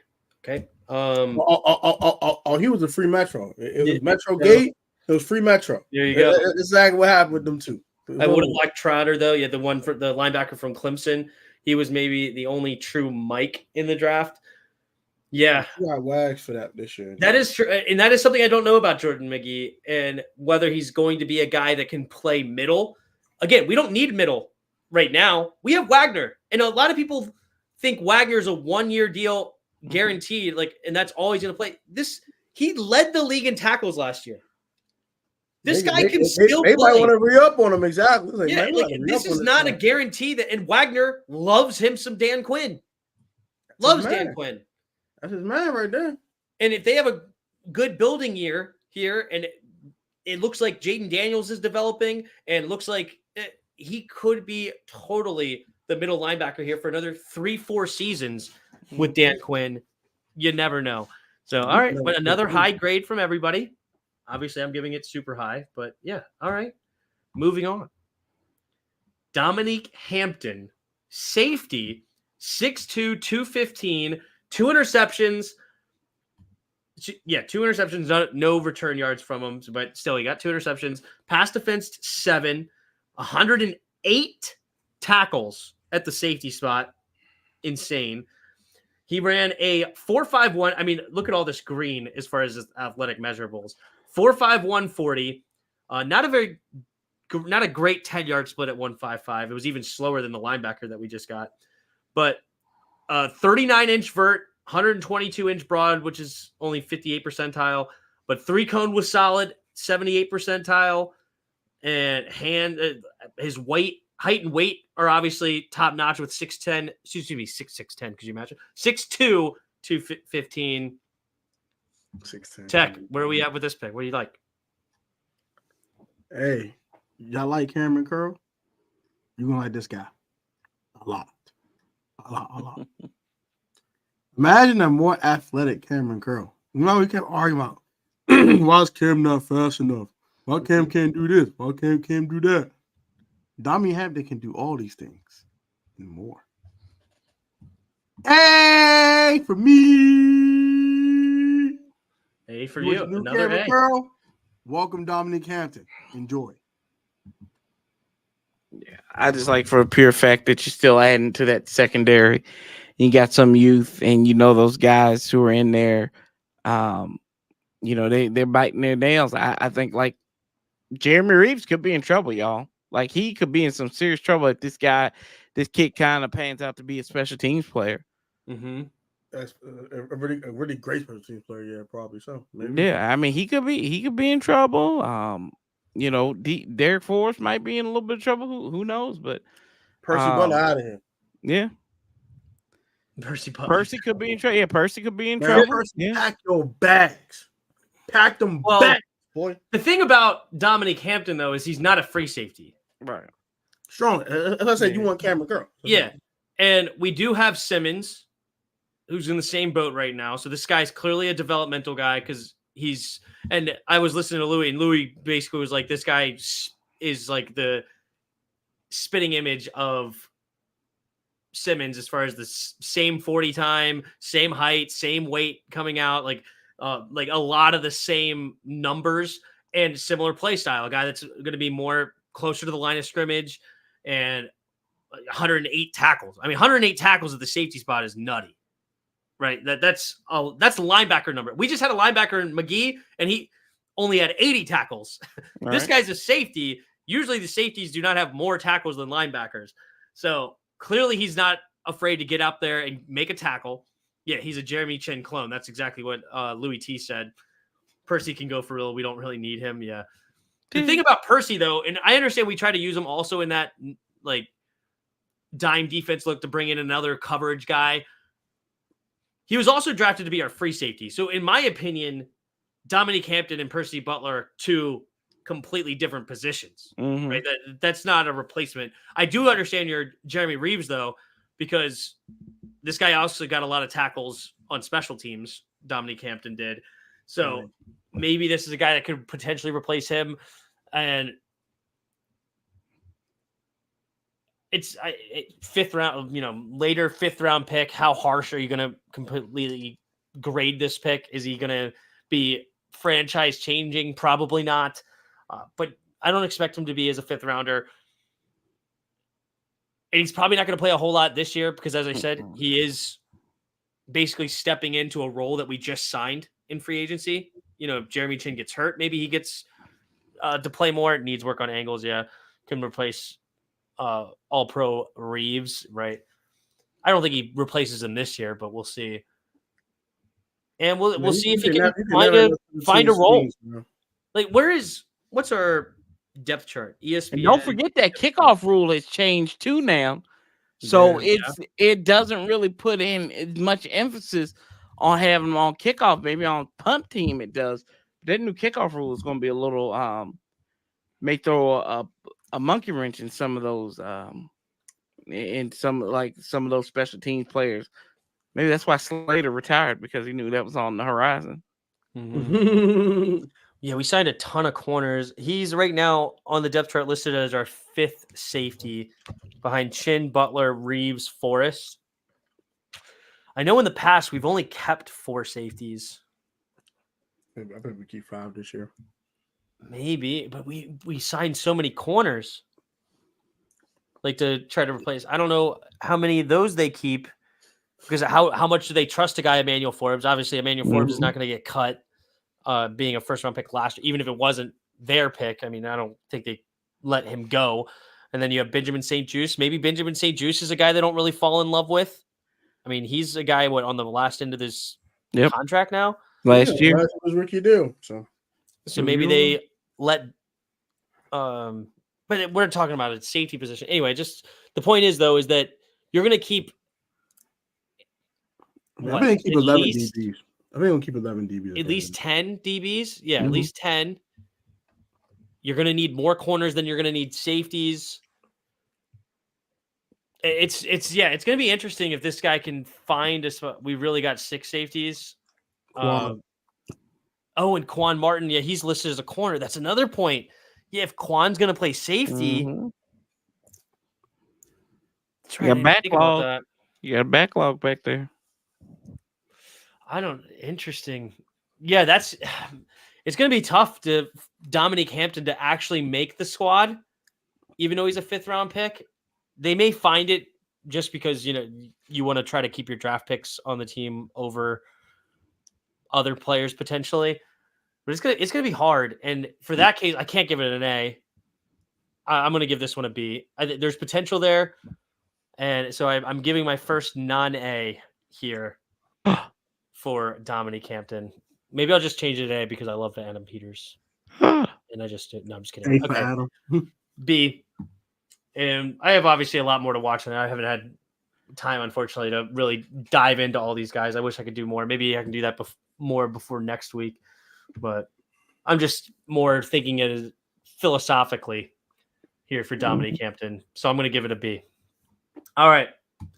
Last pick of the draft. And this is a guy I mentioned last. I think we mocked him, didn't we? I think didn't we mock? Yeah, I think he was in our mock. Was Ben Sinnott also in our mock? Yeah. God, because you drooled over him too. Oh man, and you were pretty good. Yeah. 3 picks right.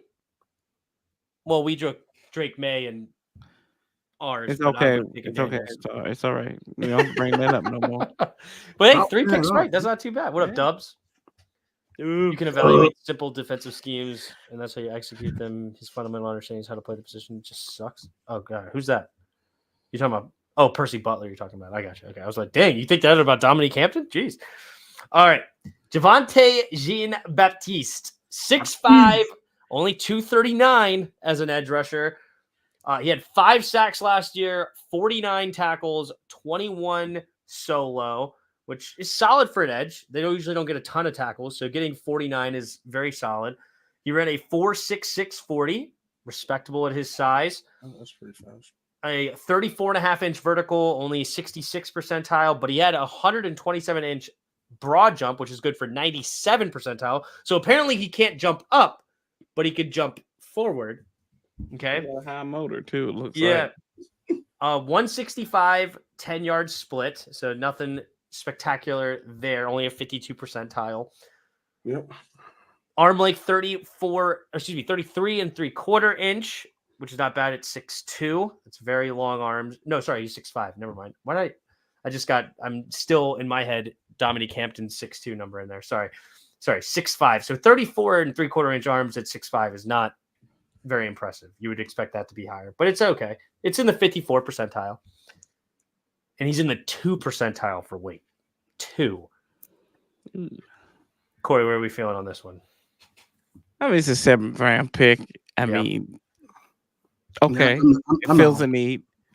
It's a project. And we've got like 3 project edge rushers now on the team or something like that. So like we did with KJ and Jones last year. So yeah, we'll see. And he was at Ohio State too before he came to Notre Dame. So, we'll see. I mean, it's 7th round pick. Yeah, it fills the need.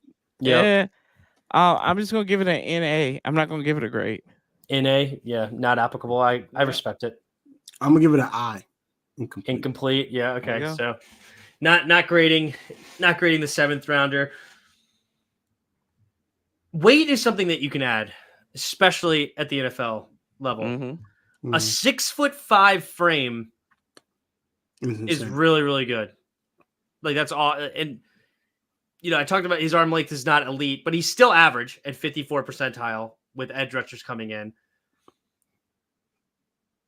I agree. 7th round pick. How much excitement can you possibly have? I was just watching his highlights beforehand. It's not as though he screamed off the screen. That's like, wow, he just did what? He's blowing up a double team or blowing up an edge of tackle or speeding around a dude. I didn't get excited.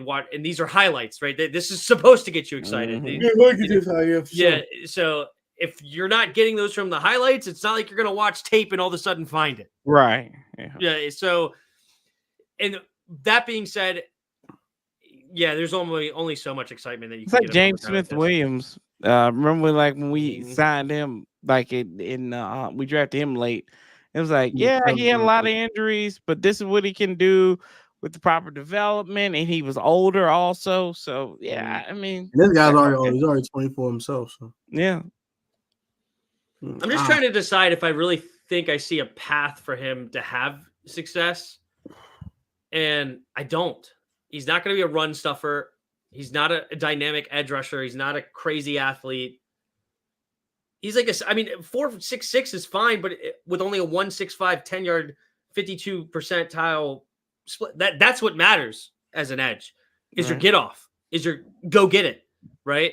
So it's not super exciting for me. I'm going to give this. I'm going to give it a C.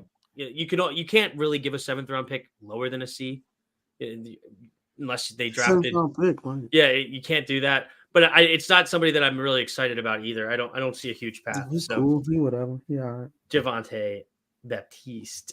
He's a decent run defender at the college level. I did see some highlights where he was like he got a 1-yard stuff against, was it a Michigan that I saw, which is awesome, good for him. But is that going to happen at the next level? No, you're not having him in on 4th and 1. It didn't jump off the sheet if you don't remember, right? Yeah, that's true. Yeah, but you're never bringing Jean-Baptiste in for a run play.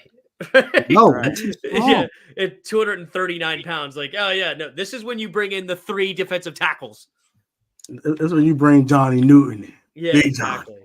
If you put on some more weight, maybe you could get him on that kick block team or something like that with that 6'5" frame. Yeah, the 6'5" frame. Do the UFL team do block and punch and crap? They love their French up there. He's perfect for the Canadian Football League. Oh my gosh! Can he set the edge? My man gonna be in the Yeah, UFL in a year, bro. We don't care, so. bro. Why are we talking about this still? He's gonna be in the UFL next year. Who cares? True. He was a draft pick. Defenders. He was a draft pick. You gotta talk about him, bro. He's gonna play for the Defenders next year. Okay. He's gonna play for the Defenders next year. He's gonna hang out with Kelvin Harmon and Jordan Thomas. Okay? So we already talked about the interview. Let's go into. Let's just do a preliminary grade on what we think. We're not going to go through each player, but just overall for our NFC East rivals. Okay, how did the rivals do? We'll start. That's the ops. I'm not talking about them. We'll start with Dallas. Okay, they got offensive tackle Tyler Guyton. They got Marshawn Nealand, who's a guy that some people thought was more in the early 2nd round. They got Cooper Beebe, a guard from Kansas State. A Maurice Liafu from Notre Dame, linebacker. Kalen Carson's corner from Wake Forest in the 5th. They did not have a 4th round either. Copying us. Look at them. Ryan Flournoy from Southeast Missouri State, wide receiver with a 6'1", 202 frame. Okay. A offensive tackle in the 7th round and a defensive tackle in the 7th round. Are we nervous about the Dallas draft? Man, them ops didn't do nothing but get Tyler Guyton. That's cute. Okay. I like the Cooper Beebe pick. And I like the Marshawn Nealand pick. So I'm gonna give those 3 picks a B. The rest of them incomplete because I don't know what the heck them dudes are. I like Kalen Carson too. I'm gonna get down on C+. I like their trade back. See? I like their trade back in getting Guyton. See, I guess they needed a Tyrone Smith replacement. So you added picks and then you added another offensive lineman in Cooper Beebe because that's obviously what has really built Dallas in the past, right? Is their offensive line. Mm-hmm. So I do like that for them. I mean, being honest, I don't know a whole lot of these players, but just off of what I know they needed and where they attacked, I think offensive tackles are a 1st round pick because I do have a position thing where I think that 1st round or positions go in certain rounds. Of course, nothing is 100%. If you have a freak like Calvin Johnson, take the receiver in the 1st round. But overall, I don't really like receivers in the 1st round or running backs in the 1st round, things like that. Mm-hmm. I do like tackles in the 1st round. And when you go get a guy that's 6'8", 322 pounds and a good athlete, I like that. So I think the Cowboys had a really solid draft for what they needed. And Nealand was a guy that people were talking about could be way earlier, like pick overall, or ESPN had him overall ranked 39. They get him at 24 plus 56. Yeah, I kind of like the draft too, especially now that they signed a new center earlier this week. So you had him with BB Guyton, and now you can have Zeke snapping the ball to Dak. I mean, it's going to be good. In all seriousness, this is a key draft for them, right? Because the seams could start busting after 2024. Dak, they're trying to find money to pay Dak, trying to pay Micah, trying to pay CD. You know, they did enough to protect your quarterback this year. Yeah, I'd be great. It'd be a great season in my house if that happened. So, yeah, but I mean, it's okay draft. I just don't think they've done enough to move the needle for real. Yeah, move the needle for me. I think that it's a good draft for them, but it's just like, okay, we'll see.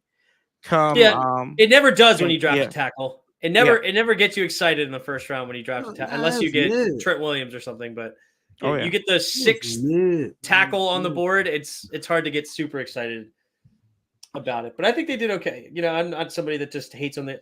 I like to say I'm not a Cowboy. I'm a Commanders fan, not a Cowboy hater, right? And being a Commanders fan, there's a lot of times that you hate the Cowboys. You don't want them to do well, but I'm not just a hater of the Cowboys just because.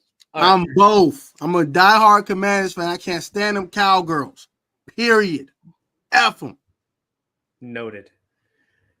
The Giants, they stay with Daniel Jones and they draft him a weapon. Or actually, 1 second.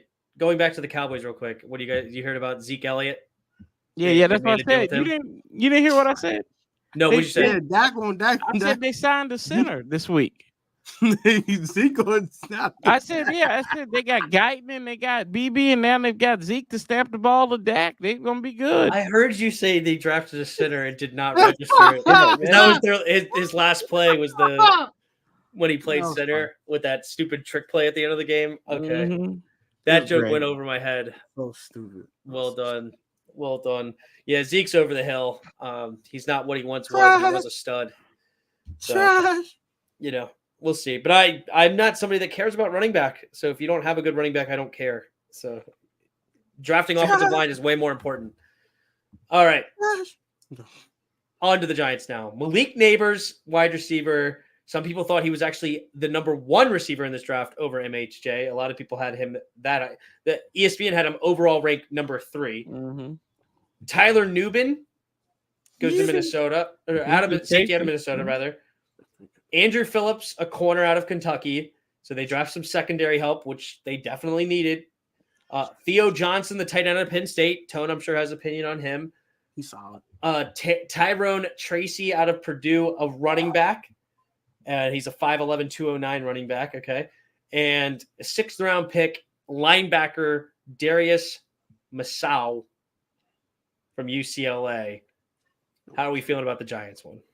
I don't think you need. We should answer this question. The only person you should ask is Malik Neighbors. That's the only person you should ask. And he looked miserable. He couldn't get Daniel Jones's name right. We call him Jalen Jones or something like that. If your first round pick ain't energized and looks like he's walking to his own funeral, we have problems already. I don't care who the heck you drafted the other 2 days. Right there, you have started off in a bad spot with me. I'm just like, at least Jaden, even if he didn't want to go to Washington, at least he walking out there with his sunglasses all like, hey, what y'all doing? We going to the Commanders. He's just like, okay, all right. He reminded me of Wayne Haskins, God rest his soul, when he found out he was coming to us. He looked at him, like, man, whatever. That's what it feels like, man. Yeah. I just don't. I think Neighbors has showed like. I don't know if it's good. If it's a good pick, especially they settle on Daniel Jones. It's almost like the Raiders, right? Yeah, you can't. You know you need help. And Gardner Minshew is way better, right? Way better than Daniel Jones, right? Yeah. We're gonna say that at least. Yeah. Ooh. I think the Giants not taking a quarterback, either JJ or Penix, is a huge mistake. They needed to get started on that. Malik Neighbors is a stud, though. Yeah. hard to hate the pick, except I do not like the pick because I don't draft 6 foot or under receivers in the top 6 picks.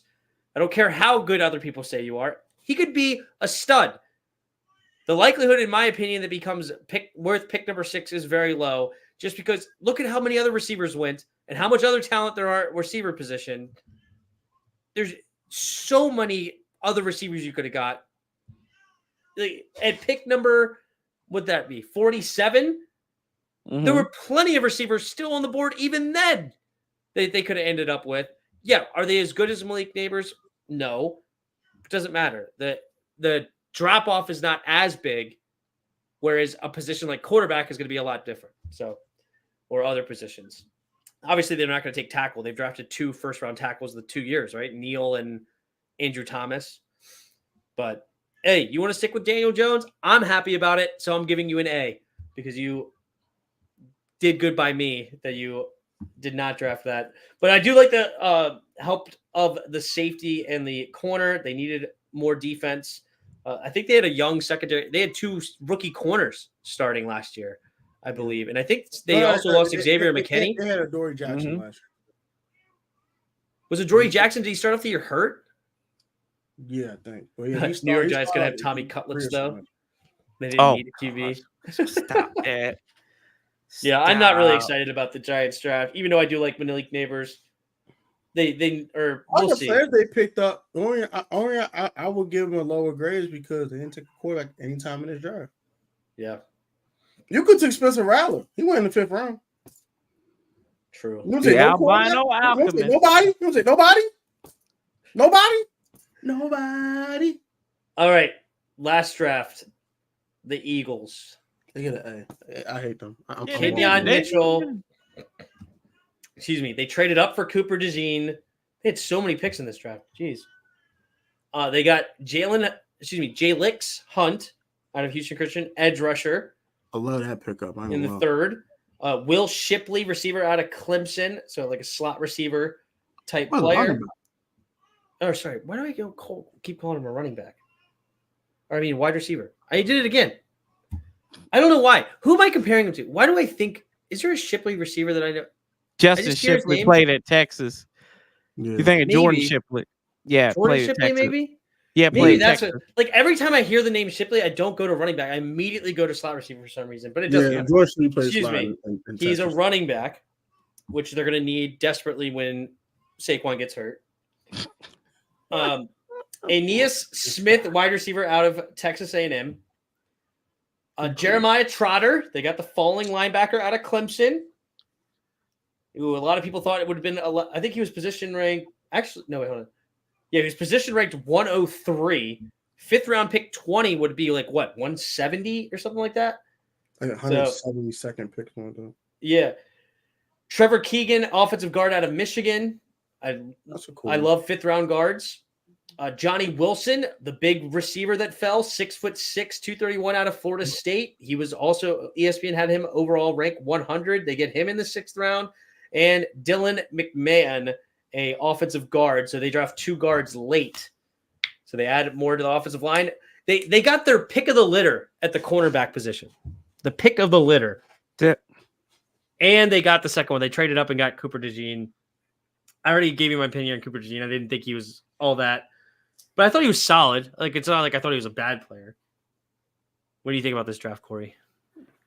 Yeah, I mean, Eagles do this stuff all the time. So, I mean, it's a good draft for them. I give him an A. Howie is him. It's an A because Howie is him. Howie is him. I love how he builds a team. I really do. It sucks. I'm about to blow up the link, man. I can't stand him, bro. Tone.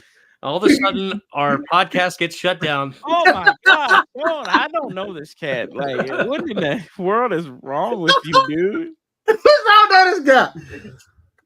Like, I'm so the Eagles for what the hurt link my got to feelings. do with like? I'm so the Eagles for emotional distress. I'm tired of getting these good draft hauls. I'm tired of how we keep getting these good players. They keep trading for everybody. He always active. It's hurting my heart. Okay, emotional distress. I'm so the Eagles. All right. Any last other topics you guys want to bring up about this draft before we head into the immaculate grid? Doesn't have to be Washington. Could be anything about the draft or any closing thoughts on that. The Falcons are idiots.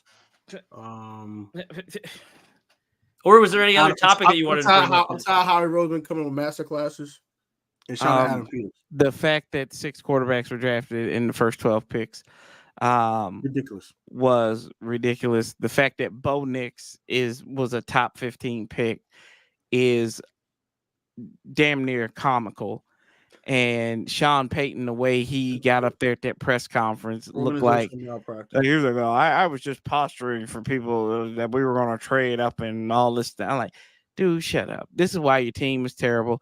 This is why you look like everybody, like Vineyard Vines is going to be sponsoring your quarterback room next week, and it's going to be like the frat house. Like it really is going to be the Mile High frat house up there at Invesco with those UVA looking uniforms and everything now. So yeah, like it's bad. It's just bad. I mean, and now Atlanta's got another left-handed quarterback named Michael. I'm just gonna tell y'all right now, put your dogs away. Just hide them in the corner somewhere because I ain't saying Penny's gonna be that way because he got bad knees, so he might not be able to chase after him, but just don't put him in the corner. We all love Michael Vick. Yeah, but that's just that 6. You kidding me? God. Tim, it's okay. It's okay to laugh. I wasn't trying to make you laugh, but it's okay to laugh. It is okay.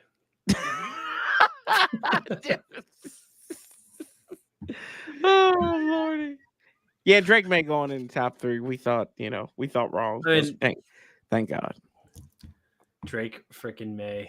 Yeah, Patriots had the worst draft of the whole day. They drafted Drake May. What a disaster.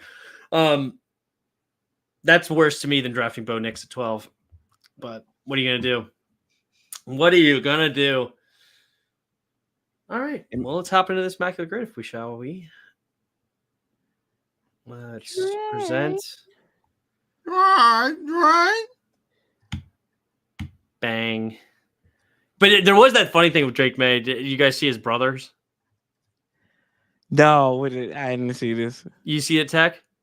No, I didn't see that. Dude, hilarious. So there was a couple of other people that apparently their families recorded a message to them that they were going to see after they get drafted or whatever. And, they were usually sweet, nice things and so proud of you, blah, blah, blah. They got his brothers and they were like, describe your brother in one word. And then, or whatever, one statement. And they were like, pretty boy, overrated. And then his other brother just calls him the B word. He has 3 brothers, apparently. The B word. I got to throw hands on my brother. That's pretty funny. I'll come up to their house. I'm whooping them, bro. Dude, it was fantastic. And he's just wow. got a kick out of it. Thought it was hilarious. He's like, who he literally said, who let them say that? Who allowed him to say this? I got to throw hands with y'all, bro. What's wrong with Patriots draft is so bad. That's true. Did you guys have an opinion on who the best running back was in the class? Jonathan Brooks. Bomb was asking. Huh? Jonathan Brooks to the Panthers. I didn't have one. They were so I liked low Wright so out of low. Tennessee as well. Those were my 2 I get him right favorites. All right. Dolphins. Morons. Yeah, I was hoping to get him late, but oh well. What are you going to do? All right. Let's do the Smack It Grid, guys. Speak up when you're ready. What do we got? So we got the Seahawks, Eagles, 1,000-yard rushing season. I'm assuming you had to be with the team. Paired with a team, 1,000-yard rushing must be achieved with that team in a single season. So you have the Giants, the Ravens, and the Chiefs going down the left side. Oof. Oh, Blake Corum is a great running back too. That's actually a good. Yeah, that's who I would. His dad went off. Corum's dad went off. That was hilarious. Yeah. Him and Kyle Williams are discussing. That's what we're discussing, duo. I know in the bottom one. I know for the Ravens and the Seattle, Justin Forsett. I remember him. Oh, that's where he's going. Yeah. Okay. We could go with our Earl Thomas.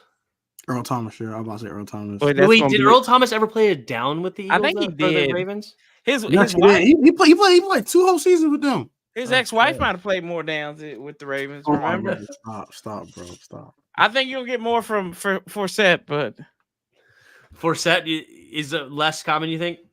I think Forsett would be less common, don't you think? Earl Thomas is. Yeah, it would be. All right, let's do it.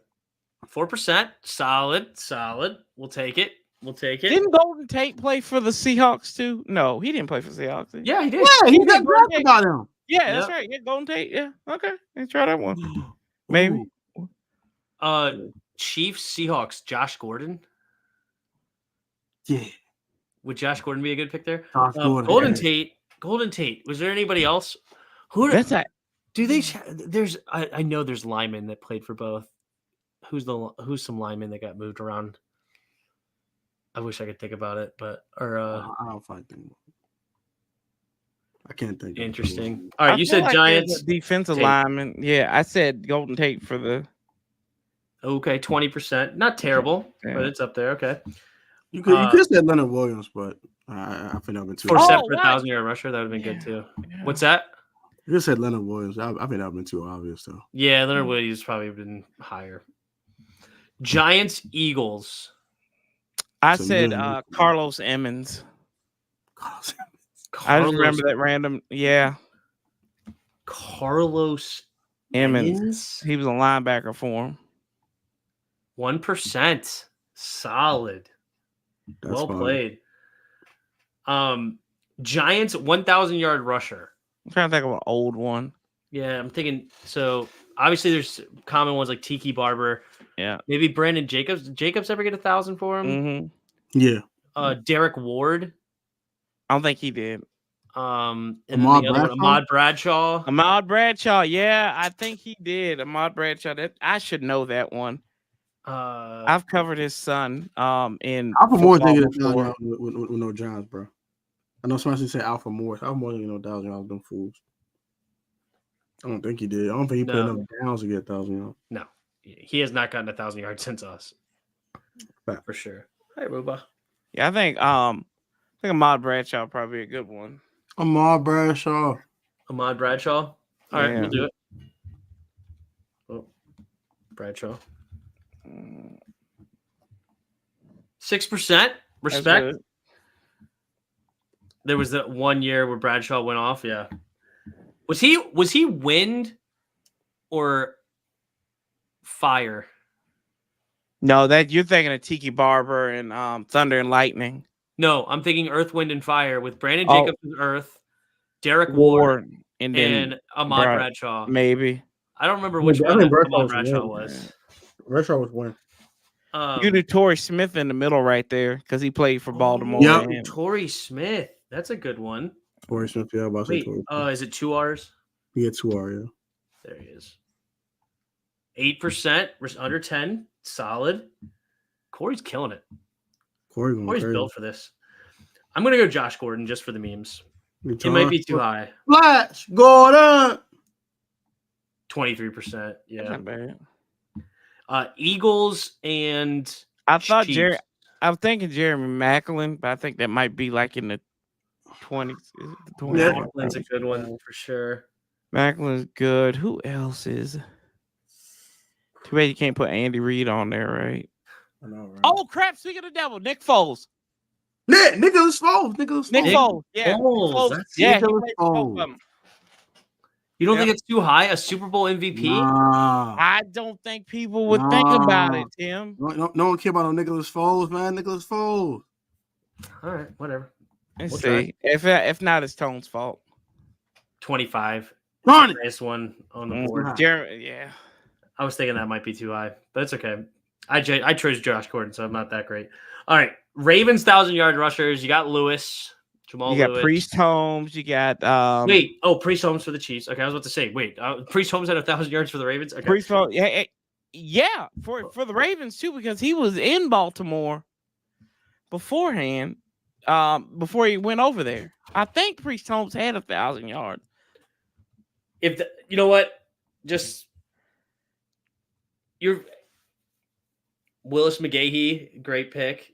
Yeah, Priest Holmes. I do Priest Holmes For the Ravens? Yeah, pretty soon for the Ravens. Watch it. 3%. Stop messing with me. Stop Dude, messing Lamar with me. Jackson. That probably been high. Stop messing with me. I told y'all stop messing with me. But y'all don't want to. I did not know that. I never knew that. Yeah. That's amazing. That's a great pull. Christian Okoye is a great one. Yeah, the Nigerian Nightmare. Yeah.